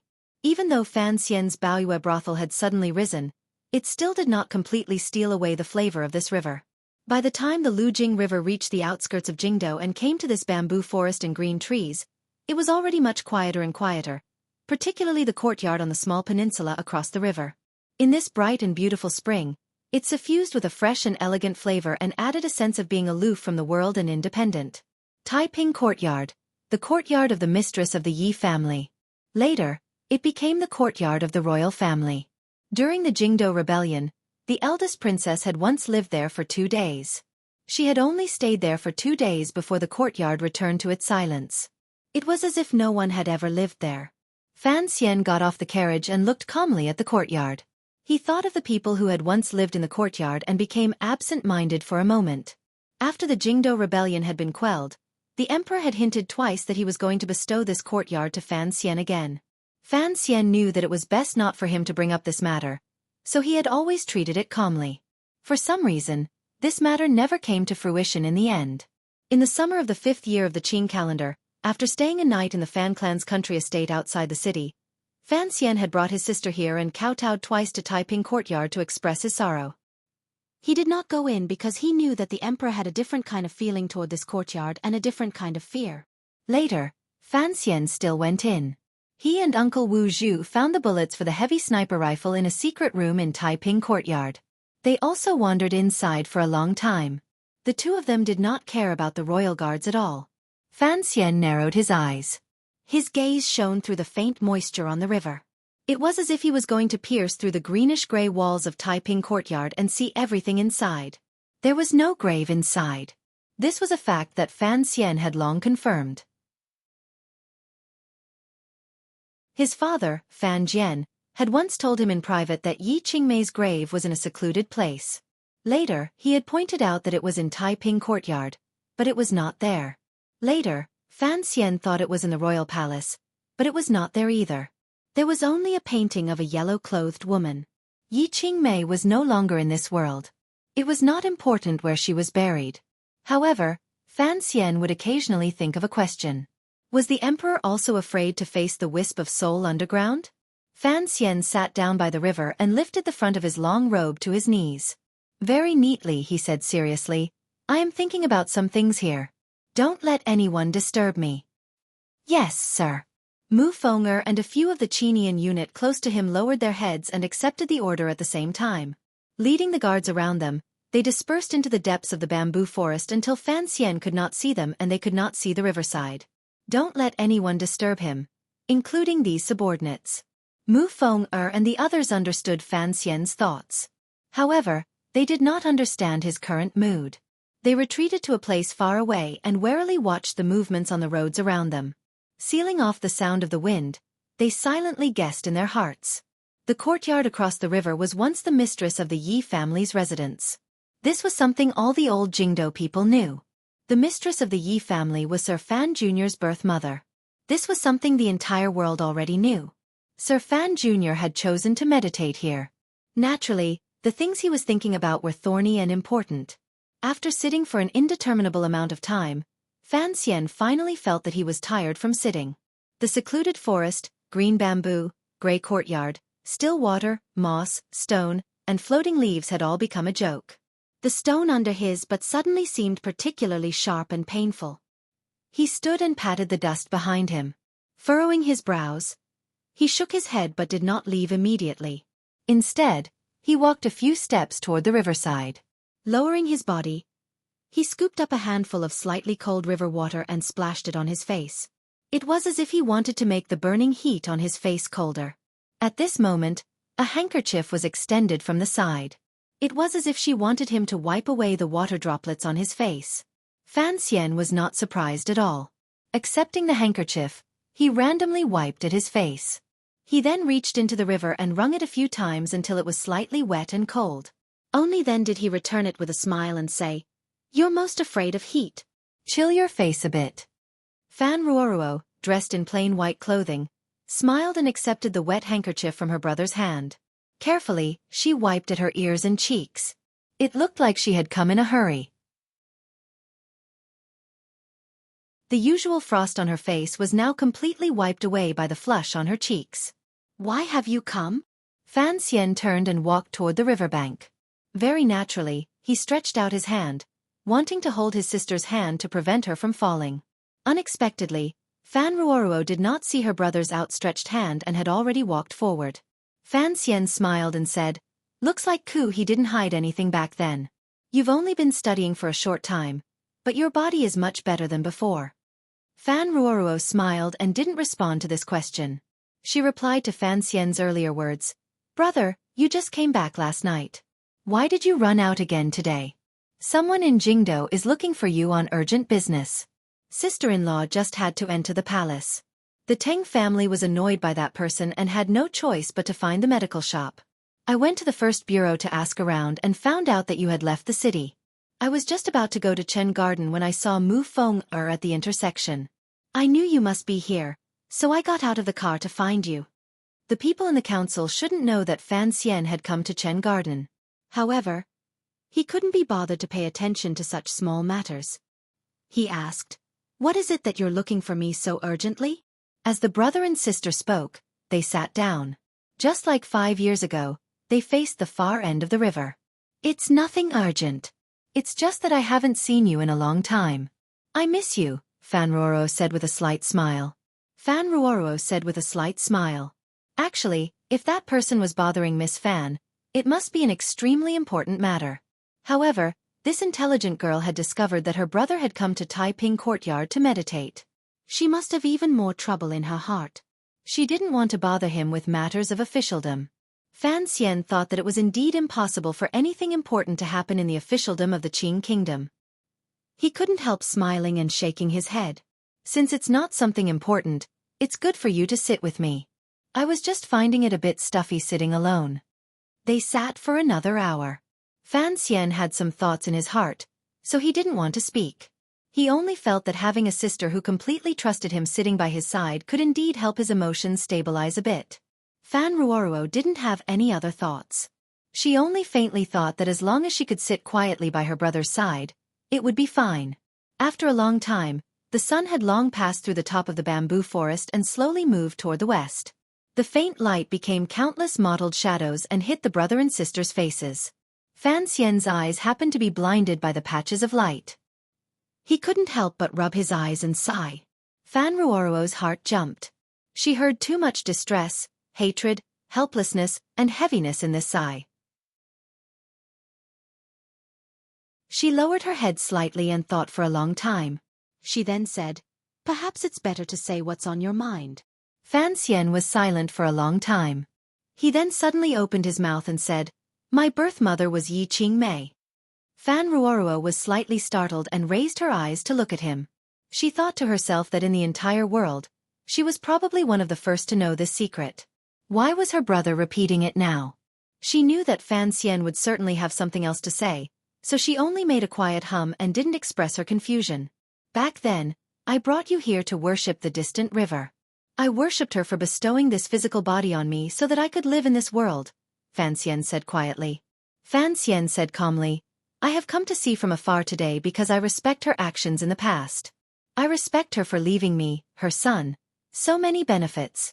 She has also given the people of this world different possibilities and more choices." Fan Ruoruo listened quietly to the side.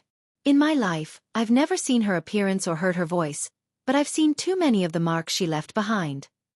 Fan Xian lowered his head and thought for a moment.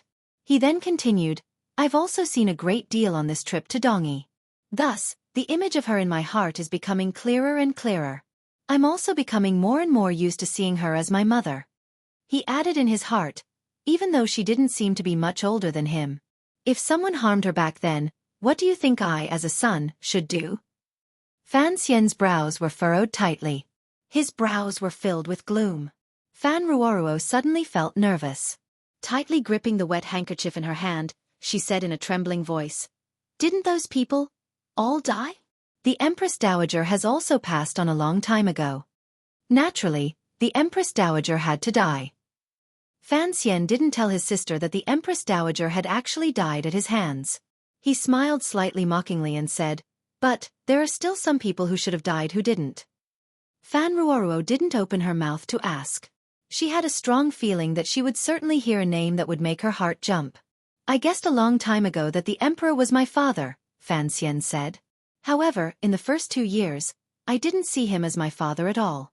Not only him, but it was also very difficult for me to see Yi Qing Mei as my mother. This has nothing to do with what happened back then. It's not that I felt a sense of defeat from being abandoned. This is something that cannot be explained clearly. When he came into this world, he had already taken his soul with him. However, the relationships between people are always forged by time. This has nothing to do with blood or closeness," Fan Xian said tiredly with his head lowered. "Just like how I have seen you as my sister since I was young and will always see you as the closest person in this life, time can always change many things. Time can always change many things. After being with His Majesty for so long, I could feel that he treated me differently than his other sons. Particularly these few years, the emperor has changed too much. He suddenly smiled. His smile was slightly cute. Tell me, if the emperor had killed my mother back then, what would I have done? Fan Ruoruo's heart jumped. Her hands unconsciously tightened and squeezed out the last few drops of water from the handkerchief. The brother who voted for 600 new tickets in the year of Qingyu. I'm crying. I watched with my own eyes as so much money floated away from my eyes. It is so painful that I wish I were dead. A lazy person like me with nothing to do really can't do it. I can only drool, especially these few days. However, I still have to sincerely say thank you.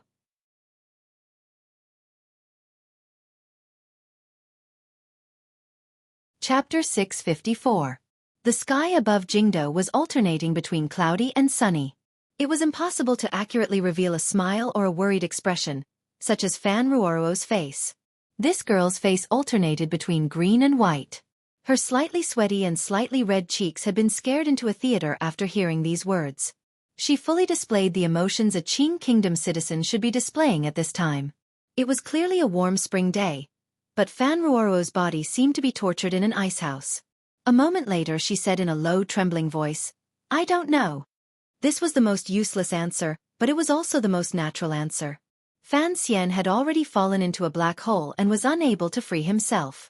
If he held his sister's hand, at most, he would have another pitiful junior torn to pieces. It would not be of much help to the matter. Fan Xian's heart softened. He gently stroked the girl's head and warmly said, "Don't be scared, silly. It's just that there's no place to reason with, so I can only talk to you." After a long time, Fan Ruoruo looked at her brother with a timid gaze and said in a mosquito-like voice, "Is it true?" Fan Xian was silent for a long time. His gaze turned to the quiet and secluded little courtyard across the river. He thought of the bloody knife disaster this little courtyard had suffered 20 years ago. He thought that perhaps 20 years ago, this place had been hell on earth. Who knew how many people of the old Yi family had died, and that stunningly talented girl had coincidentally been at the weakest stage of her life. She had given birth to him. Furthermore, all the people around her that she could rely on had, for one reason or another, all left her side for important reasons that could not be turned back. She was alone and without help. This was a sudden attack from the place closest to her. A fierce and decisive killing intent. Presumably, when she left this world, she must have been unsatisfied and lonely, right? Borrowed seed? Fan Xian would not believe this. He understood women too well. Even if this woman was his mother, the one and only Yi Qingmei in the world, Fan Xian still did not believe it. If she had no feelings for a man, how could she charm him into her bed? Other women might feign civility with a man they didn't like because of social or family reasons. But did Yi Qingmei need to? Fan Xian stared in a daze at the other side of the river. A cold smile rose to the corners of his lips. That man was truly cold-blooded. A trembling voice pulled Fan Xian back from the tragic scene of the past. Fan Ruoruo clung tightly to her brother's side as if she was afraid of the cold. The wet handkerchief in her hand had long fallen to the grass. Her hand gripped Fan Xian's sleeve tightly. Raising her face, she said, "I used to have a brother." A chill suddenly welled up in Fan Xian's heart. He knew what his sister was talking about. He had known since he was a child that there should have been a young master in Count Sinan's manor. That young master should be about the same age as him. He was the son of his father and first wife. However, because of his weak body, he died at a young age. At this moment, his sister suddenly mentioned the elder brother who had long since disappeared from people's memories. Fan Xian vaguely seemed to catch on to something, and his expression immediately changed. Chen Pingping had reminded Fan Xian more than once to treat Fan Jian better, because the Fan family had sacrificed a lot for his survival. What did the Fan family pay? Could it be that the reason he was able to survive in Taiping Courtyard and endure until Uncle Wu Zhu hurried back was because under the fierce attacks of the Empress Dowager, the Qin family, and the Empress's clan, someone had accepted death in his place? Fan Xian's face was slightly pale. He thought silently to himself, if this was how things had progressed, first it was hidden from the Empress Dowager. Later, when Count Sinan raised an illegitimate child in Danzhou, why did the palace not become suspicious? Had the emperor suppressed the situation after returning to the capital and sealed off the news? His head hurt slightly. There were some details he had not thought through clearly, but the possible terrifying scene became clear in his mind. He indifferently thought that when he opened his eyes for the first time in this world, he saw his pair of baby white lotus-like hands. In front of the hands that were stained with blood, there was already a newborn baby who had died in his place.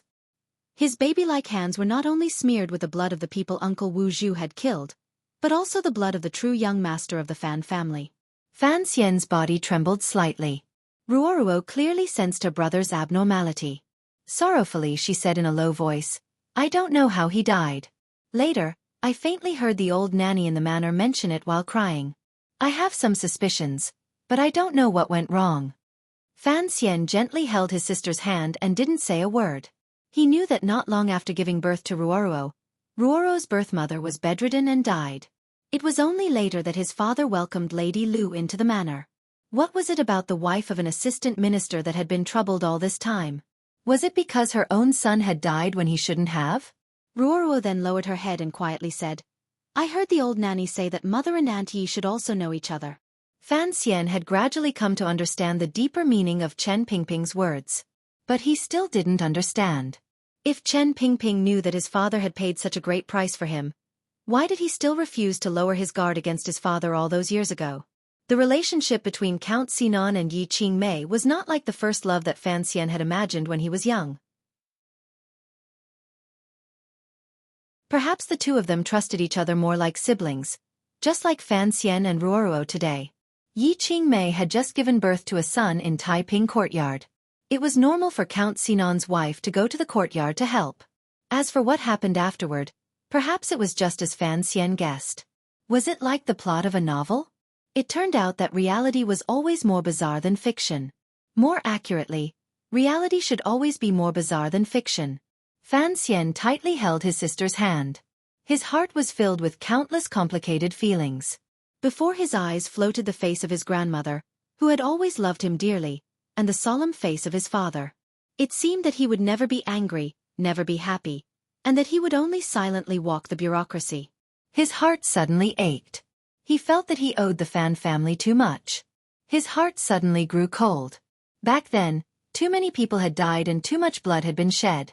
Fan Xian stood up and looked coldly at Taiping Courtyard across the river. He suddenly opened his mouth and said, "Don't tell anyone about what we talked about today." Although he knew that his sister would certainly not spread this shocking secret, Fan Xian still couldn't help but remind her. He then said in a low voice, "Concerning this matter, I have to ask my father in person." "Brother is returning to Danzhou?" Ruoruo followed suit and stood up, looking at him in surprise.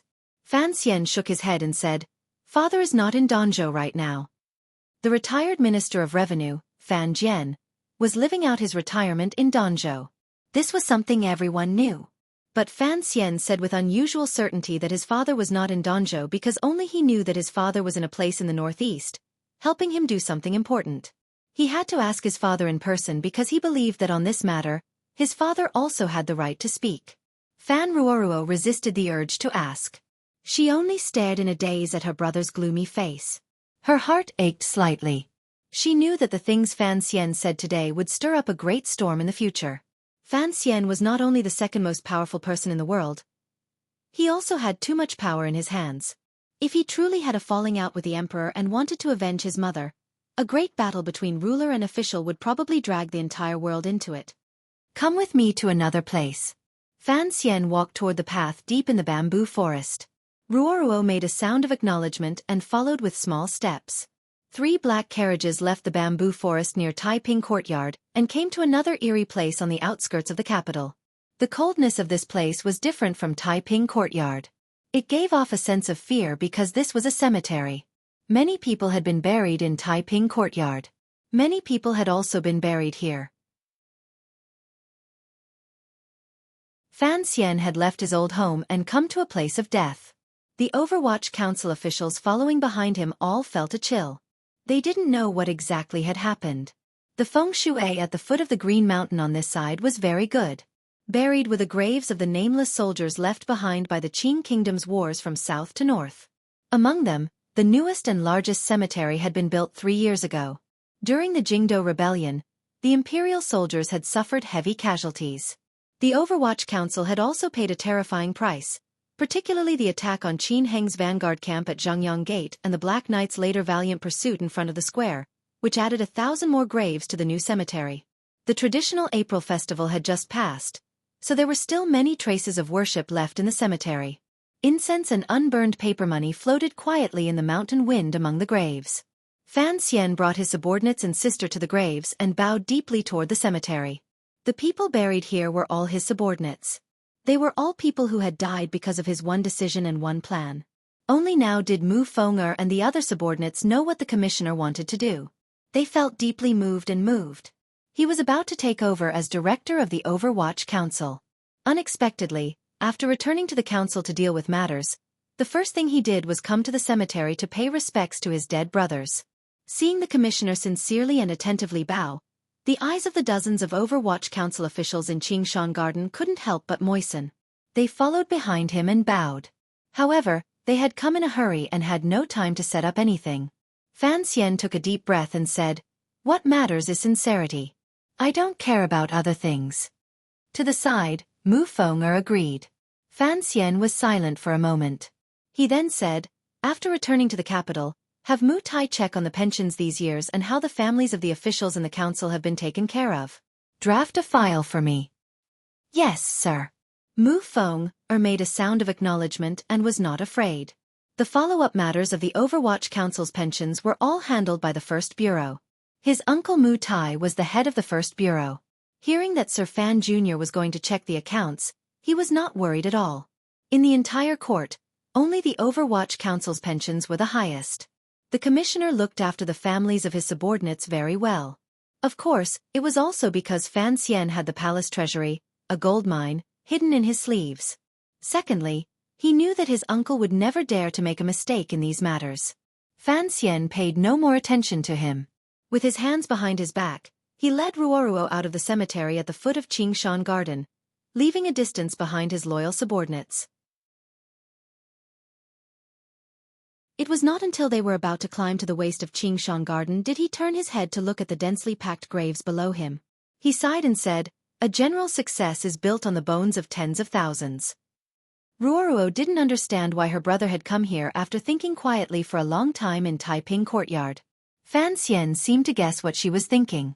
In a low voice he explained, "I want to use these dead people to remind myself that I am no longer just me. I have to be responsible for many people who are alive and those who are dead. I have to use these graves to remind me and make me more clear-headed and calm."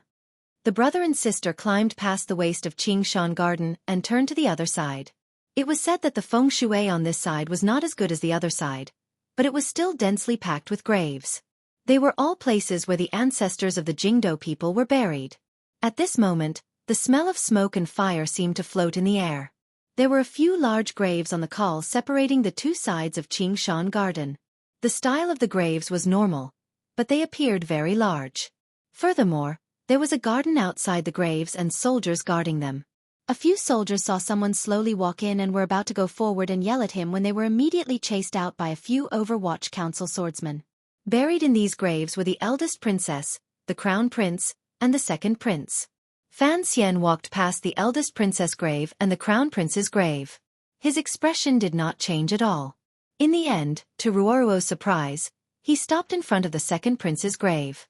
The Empress Dowager's grave was far to the south of Tsong Mountain. It was 80 li from Jingdo. It was said that it took up a lot of space and was beautifully decorated. It perfectly displayed the emperor's benevolence and filial piety. However, Fan Xian had never been there even once. The Overwatch Council officials scattered in all directions.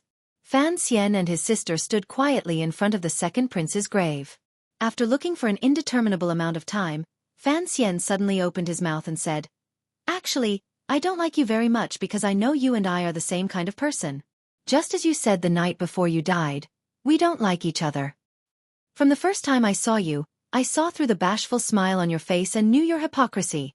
Fan Xian smiled slightly and looked at the grave. "Of course, when you saw the bashful smile on my face, you also knew my hypocrisy. However, you can't prove this. You are only subconsciously guessing. Because I hide deeper than you, my smile is more real than yours." Fan Xian's voice was not loud, but it appeared particularly determined. When it comes to acting, no one in this world can compare to me. From the day I was born, I was acting. A bashful smile? If you want to pretend to be a baby, of course you have to learn how babies smile. Fan Xian lowered his head slightly. This has already become my natural nature. I only know how to smile shyly. It's so embarrassing. He raised his head and said, Chengza, in the future when I don't have to smile shyly anymore, I will come see you again. Fan Ruoruo looked at her brother in astonishment. She didn't know why he was talking nonsense in front of the second prince's grave. What did he mean by pretending to be a baby? Fan Xian stretched in front of the grave. He had long stood up, but the bashful smile on his face had become an impatient and angry expression towards the world. Fan Ruoruo finally couldn't resist reaching out her hand to touch his forehead to see if her brother had a fever from the shock of the news. In the end, the place she touched was icy cold. Fan Xian was startled by her, but he immediately understood what she was thinking and laughed loudly. Hearing Fan Xian let out a rare hearty laugh, Fan Ruoruo relaxed and also laughed. However, there was still a layer of haze in her heart. Looking at her brother, she didn't know what kind of hardship and struggle there was in this laughter. Fan Xian calmed down and warmly said, The things I wanted to do today, the crazy things I wanted to do, have all been done. Earlier, you said something happened in the capital. What exactly is it? Fan Ruoruo hesitated for a moment and then quietly said, The young lady of the Sun family has come to the manor. Fortunately, sister-in-law is not here. She has made Master Ting very anxious. Sun Jingxiu's daughter? Fan Xian paused for a moment. How did a young lady of a noble family make such a fuss? This young lady of the Sun family was the Fan who had helped Fan Xian greatly during the Jingdo rebellion. However, Fan Xian knew this girl's personality. No matter how much she loved the story of the stone, she would not do something so damaging to her family's reputation. She came for her father? Fan Ruoruo glanced at him probingly. Something seems to have happened on Sir Sun's side. He was so anxious that he couldn't do anything. I think Miss Sun was also forced to come by her father. A gust of wind came from the mountains and made Fan Xian's clothes flap loudly. It made his brows furrow. He couldn't resist cursing. However, his voice was very low. Even Fan Ruoruo, who was standing beside him, didn't hear clearly. Concerning Fan Xian's slightly bashful smile, ever since I started writing about the year of Qingyu last year, there have been many people who disliked it. Furthermore, in many places, they expressed confusion about how I wrote it. I have never explained it because this way of writing has no beauty and no box office. However, I wanted to persist. In the beginning, I persisted in writing it this way because of a very simple reason. Before I wrote about the year of Qingyu, I was wondering what kind of strange existence an adult soul would become in a baby's body. However, I wasn't writing about strange things, so I could only use some minor details to remind everyone that the slightly bashful smile was an important part. If a 20-year-old wanted to pretend to be an innocent and ignorant baby, how should he smile? How should he giggle? I have observed many children and found that there is one type of smile that is most common, and that is the slightly bashful smile. Fan Xian pretended to be slightly bashful for a long time, so when he grew up in the world of the Qing kingdom, he inevitably developed this kind of habit. This was something that I thought was necessary to make up his expression.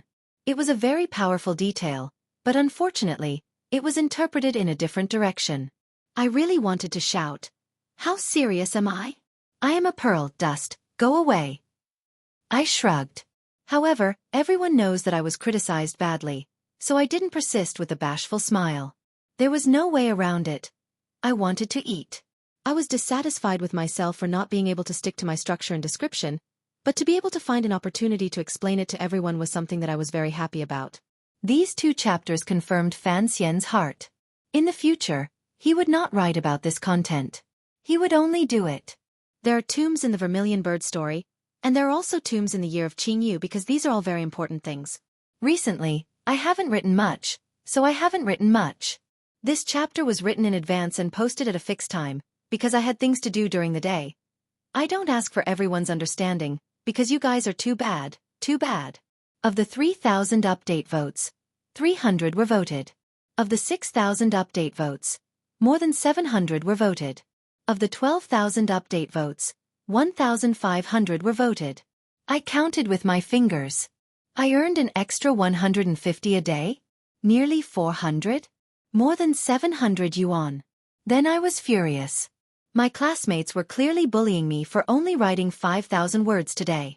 Of course, I could still write a few dozen more words at this time. But I won't succumb to your sugar-coated bullets. Actually, it's just that if I take the money for 6,000 words, I won't feel at ease. Today, I wrote 900 words just for the epilogue alone. Speaking of which, seeing everyone having fun, I was also very happy. I had been too emotional recently. Thank you all for having fun with me, and thank you all for supporting me with so many update votes.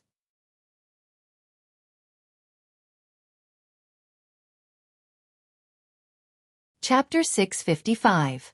Fan Xian had already expressed all the emotions he needed to express. What he should have felt, what he should have felt, what he should have felt, what he should have felt, and what he should have been determined had all become fresh cement in his mind. Additionally, his sister had also spoken of the true reason she had come to find him. Naturally, he would not stay around these large graves. A group of people quickly boarded the carriage and headed into Jingdo.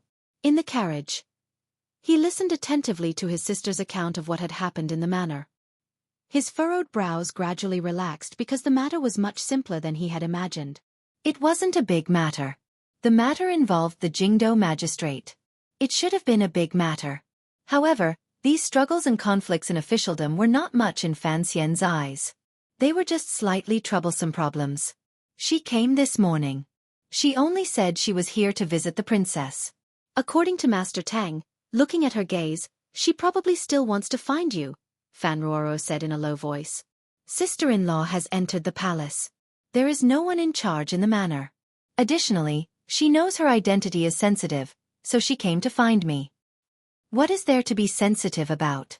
Fan Xian raised his brows sensitively and said unnaturally. If I remember correctly, Sun Pin is not much older than Rugia. It is not too out of line for her to come to the manor to chat with you. I didn't mean it that way. Fan Ruoruo saw the uneasiness on her brother's face in a glance and smiled. However, Sun Jingxiu is holding a birthday banquet in 2 days. If he wants to invite you, he should personally send an invitation. No matter what, it would not be his unmarried daughter's turn to appear. Why would he send an invitation to me? Fan Xian smiled. He's afraid of me more than enough. I've ruined his reputation for a lifetime. Besides, he is just a third-level official. Even if he wants to do something big, he wouldn't bother me. He must have something to ask of you. Fan Ruoruo lowered her head and thought for a bit. I just don't know what troublesome matter it is. Fan Xian paused slightly. These few months, all of his attention had been placed in the direction of Dongyi. He had paid less attention to Jingdo. He didn't know what strange movements there were. However, the 4 seas were at peace, and the Qing kingdom's politics were unusually stable. Why would someone jump out and make trouble? After thinking for a bit, he lifted the curtain and gave Mu Feng a meaningful glance. Mu Feng understood and rode closer to the carriage. He lowered his head to listen to Fan Xian's quiet instructions and nodded repeatedly. The group of carriages entered the capital, circled around the side alley of the main street in the south of the city, and quietly stopped at the corner gate. Fan Xian got out of the car with his sister and looked around. Like a thief, he snuck in.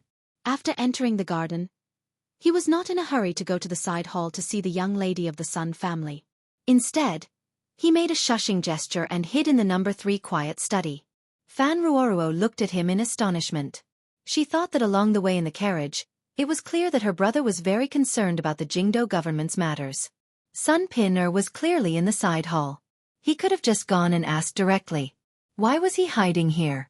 Fan Xian looked at his sister's expression and smiled self-mockingly. After all, she is an unmarried girl. It is truly inconvenient for me to openly see her. Fan Ruoruo spat out a laugh and said, You're afraid of that? If you really knew there were differences between men and women, you wouldn't have hidden in the young lady's boudoir for a few days 3 years ago. After these words were said, her face couldn't help but redden. Blinking, she glanced at her brother and giggled. Not only me, but even Cece was later very curious. How exactly did you sleep in the young lady's boudoir those nights? Fan Xian did not laugh or get angry. He only sighed helplessly and said, It is already my fault for a girl as clean as ice and as clean as jade to be troubled by these rumors. Each time I think of it I feel guilty. Yet, you still use this to make fun of me. It is truly not kind. Fan Ruoruo respected her brother the most. Hearing these words, she quickly became silent. However, the curiosity in her heart could not be erased. During the Jingdo Rebellion 3 years ago, Fan Xian hid in the boudoir of the Jingdo government. He secretly used the Jingdo government's procedures to arrange for the Black Knights to enter the capital and make preparations for his future comeback. At the same time, he subdued the Jingdo government. This was the most talked about legend in Jingdo these years. Many people were guessing at the relationship between Sir Fan Jr. and the young lady of the Jingdo magistrate, Sun Jingxiu's family. Why was that young lady willing to take such a big risk and betray her father to help Fan Xian? Why did Sir Fan Jr. strongly protect Sun Jingxiu afterward, only remember his merit and not his grudge, help him secure his position as the Jingdo magistrate, and not be implicated in the rebellion? Even Fan Xian didn't know how the story of those few nights had spread to everyone. He was worried that it would affect Sun Pin'er's reputation and bring this girl too much trouble. When the rumors were at their worst, he was slightly angry and had the Overwatch Council investigate. Who knew that in the end, they would find a serving girl in the Jingdo government? Since the rumors had accidentally leaked in her garden, Fan Xian had no way of dealing with it. He could only pay special attention to his relationship with the Jingdo government. During these 3 years, there had been no communication at all.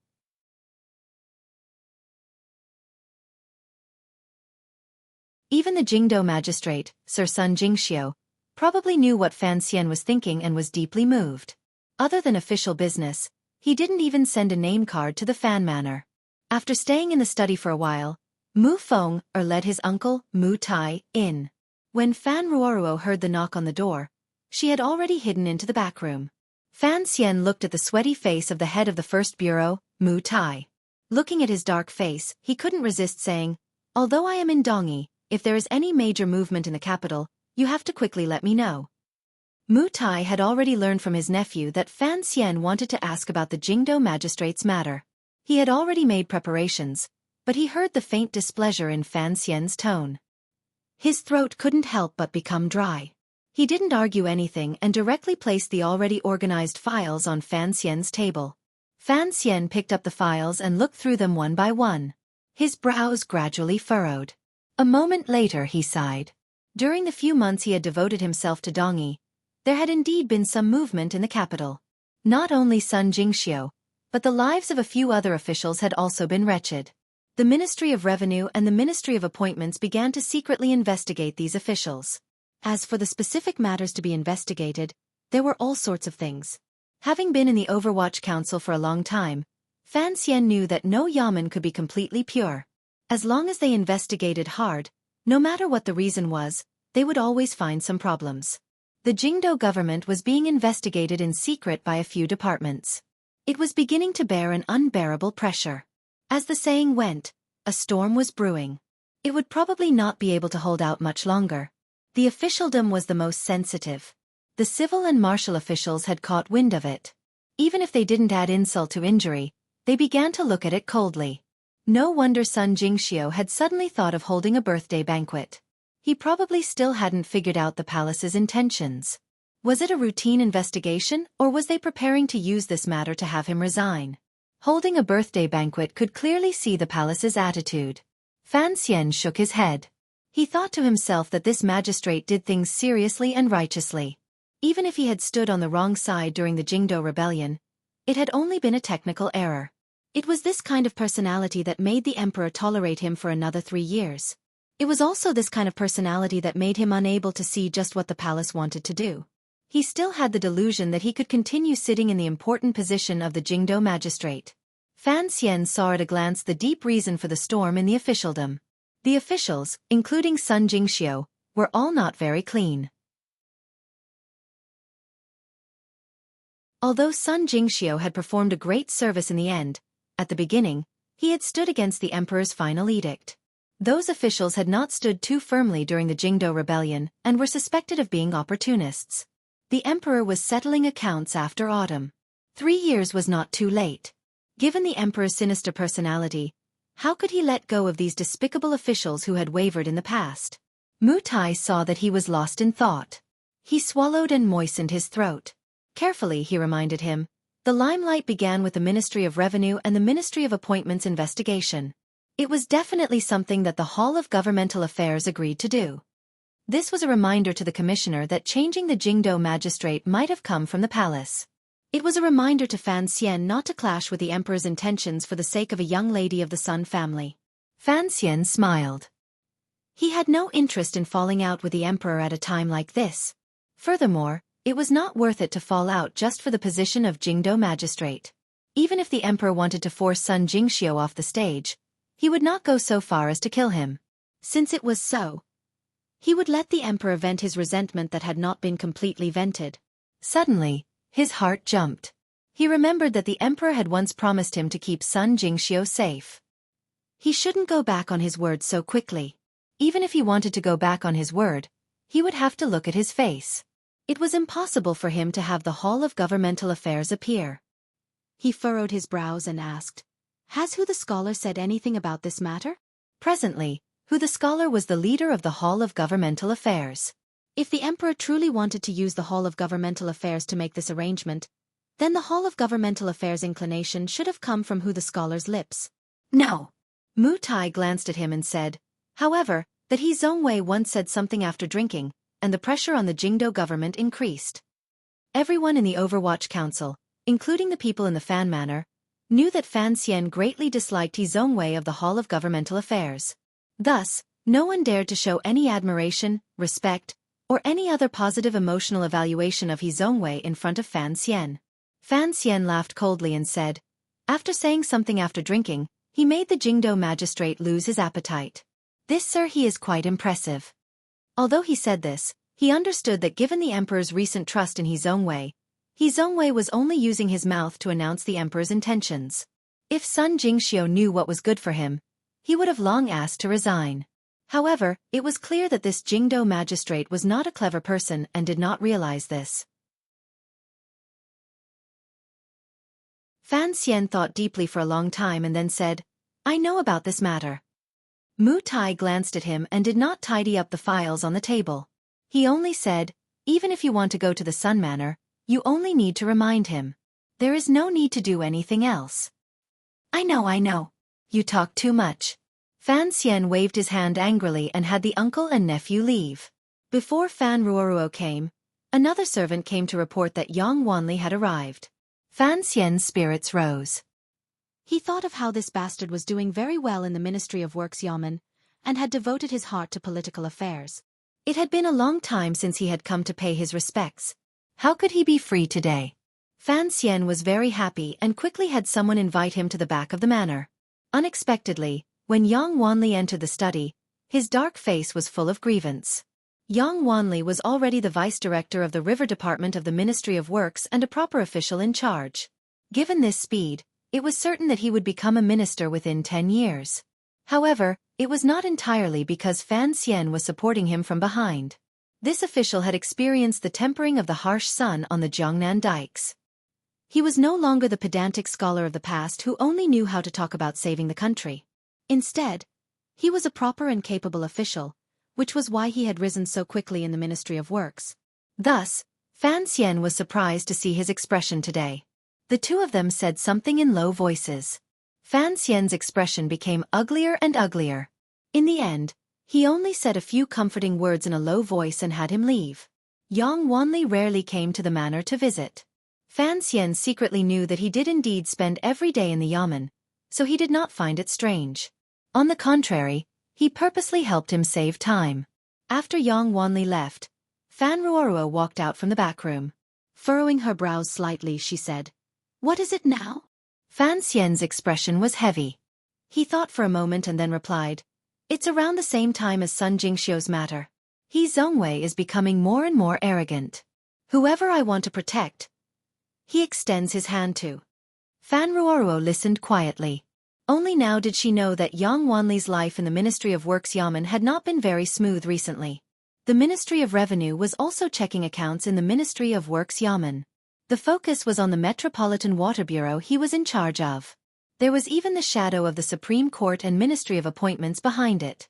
Every year, Yang Wanli had Fan Xian's silver to support him and lived well. He was also not a corrupt official. With internal and external factors added together, the accounts that passed through his hands were clear. No matter how the Ministry of Revenue investigated, they could not find any problems. Even when the Ministry of Appointments privately asked him to question him and raised doubts about his manner and the number of female servants, they were blocked by Yang Wanli with the excuse that it was a gift from his teacher. The officials of the Ministry of Appointments did not have the courage to go to the Fan Manor and ask Fan Xian for confirmation. However, on Yang Wanli's side, in the end, some small details were caught. The reason was actually related to Fan Xian. This matter had to start a few years ago. In the 2 years after the river burst its banks, Fan Xian was in charge of the palace treasury. Using his own methods, his father's help, as well as Xia Mingji and Fan Xi's routes in the north, he had scooped up a great deal of silver from the palace treasury. After a few twists and turns, he had sent it to the river transport governor's yamen at the time. At that time, Yang Wanli was still working in the river transport governor's yamen. This large sum of silver, which made countless people tremble in fear, was in his hands. There were always some carelessness in the operation of the silver, and people had something to use against him. In particular, the officials of the Ministry of Appointments faintly raised questions about where the silver had come from. If this problem were to be investigated further, it was likely that many people would die. But, where did the question come from? The corners of Fan Xian's mouth twitched slightly. He laughed coldly and scolded. "The silver was dug out from my savings. The emperor knows this, yet he still came to investigate. He is truly generous and virtuous." He glanced at his sister and sighed. Even the Ministry of Revenue is interfering. It looks like it will be difficult for the Fan family to control the Ministry of Revenue. In a society with imperial power, Fan Xian, as an official, was shamelessly boasting about controlling the Ministry of Revenue. It was truly a rebellious complaint. However, what he said was not wrong. Back then, regardless of whether his father was an assistant minister or a minister of the Ministry of Revenue, the entire Ministry of Revenue had been organized into a solid block. Regardless of whether it was the Crown Prince or the Second Prince, they had no way of extending their hands in. Even that spring day, when the emperor wanted to use the Ministry of Revenue matter to stir up some trouble, he had been blocked by Fan Jian. Back then, the Ministry of Revenue was the legendary independent kingdom, right? If it was at that time, who in the Ministry of Revenue would dare to investigate the Jingdo government and Yang Wanli, a student of Fan Xian's school?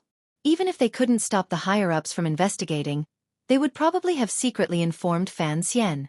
However, following Fan Jian's sad retirement, the emperor slowly inserted officials into the Ministry of Revenue and transferred officials.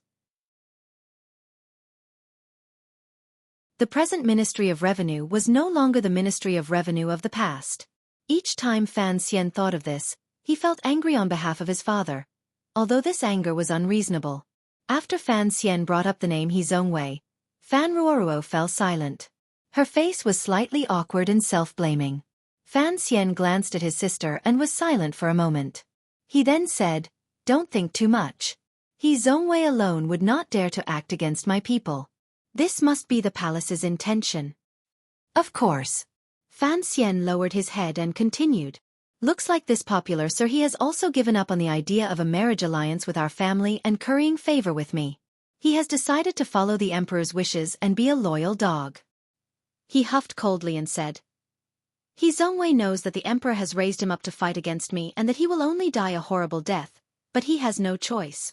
Since it is so, he hopes to be able to truly find the big problem between me and the emperor. He incessantly stimulated me, hoping that I would truly capsize. Only then would he be able to preserve his life. Why does the emperor want to do this?" This was the greatest unease and confusion in Fan Ruoruo's heart. Fan Xian smiled slightly and said self-mockingly, "The emperor has already decided for me to take over the position of director of the Overwatch Council in a few days." This was something that happened naturally. Fan Ruoruo did not congratulate him. On the contrary, the confusion in her heart grew stronger and stronger. Since the emperor's favor was the same as before, why did the emperor choose to suppress her brother's power at this time? Give a carrot, and you have to hit it with a stick. The emperor is always careful of his limits. This is to remind me and, in reality, to weaken me. He doesn't want to see an official with too much power in his hands. Fan Xian looked at his sister and suddenly furrowed his brows. With slight mockery, he said, "Most importantly, the situation before us is the one the emperor has arranged for the future of the Qing kingdom. The Hall of Governmental Affairs is the center, with Hu the scholar leading the court. Below, the Overwatch Council and Imperial Censorate check and balance each other. The Overwatch Council has hundreds of officials. Only by doing this can the peace of the court be ensured. He is beginning to test the effects and see what his Qing kingdom will be like 100 years from now." "But, He Zongwei is also in the Hall of Governmental Affairs," Fan Ruoruo asked with confusion. "This is because the power of the Overwatch Council is too great. In the past, it was Chen Pingping. Of all the civil and military officials in court, including my father-in-law, who could suppress him? Later it was me. Just based on He Zongwei's identity as the imperial censorate of the left in the emperor's favor, it was impossible for him to oppose me," Fan Xian said. Thus, the emperor had no choice but to have He Zongwei enter the Hall of Governmental Affairs and forcefully raise his rank. Now, he is helping He Zongwei cut my shoulders. Of course, if He Zongwei's power in court truly grows, the emperor will certainly help me cut him down, Fan Xian said with a smile. What bull*t emperor schemes and the way of balance. It's all just eating too much and having nothing better to do. Fan Ruoruo was silent for a long time. She then said, "But the young lady of the Sun family is still in the side hall." Hearing this, she understood that the situation with the Jingdo magistrate was indeed urgent. However, she had heard her brother say that this was the emperor's arrangement. She had never thought that Fan Xian would be able to help the Sun family. Unexpectedly, Fan Xian was silent for a long time and then said, "Go tell Sun Pin-er that I will go the day after tomorrow." Fan Ruoruo was startled and said, "Didn't you say earlier that this was the emperor's intention?" Fan Xian lowered his head and crossed his hands calmly in front of his abdomen. "The emperor and I had a tacit understanding 3 years ago. If it had been before, if the emperor wanted to cut my power, I would have let him cut it. So what if I let He Zongwei be arrogant for a while? But not now." He raised his head and smiled. "I don't know what will happen in the future, so I have to ensure that I can still hold enough power now." "You want to fight the emperor?" Fan Ruoruo's eyes were wide open as she asked with unease and shock. "I am still a young man. It is always allowed to have some anger in my heart." Fan Xian smiled slightly. His smile was fresh and cheerful. There was not a trace of anger to be seen. His thoughts were actually very simple. Presently, he had to protect everyone he wanted to protect. He had to temporarily maintain the power in his hands under the pretext of being angry. Only then could he learn to face the powerful emperor head-on. Fan Ruoruo was silent for a long time. She knew that her brother had made up his mind and didn't say anything more. She just couldn't resist smiling and asking, "Are you really not going to keep the young lady of the Sun family company and talk? I'm very afraid that she won't be able to marry in the future."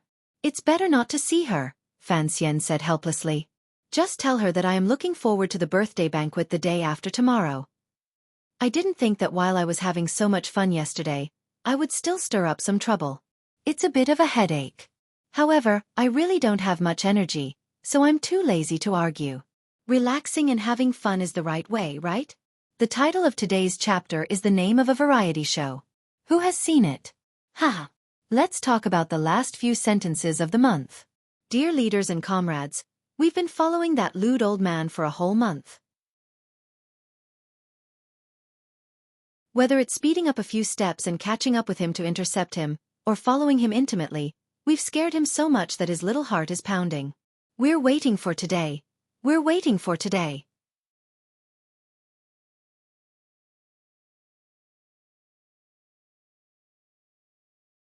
Chapter 656.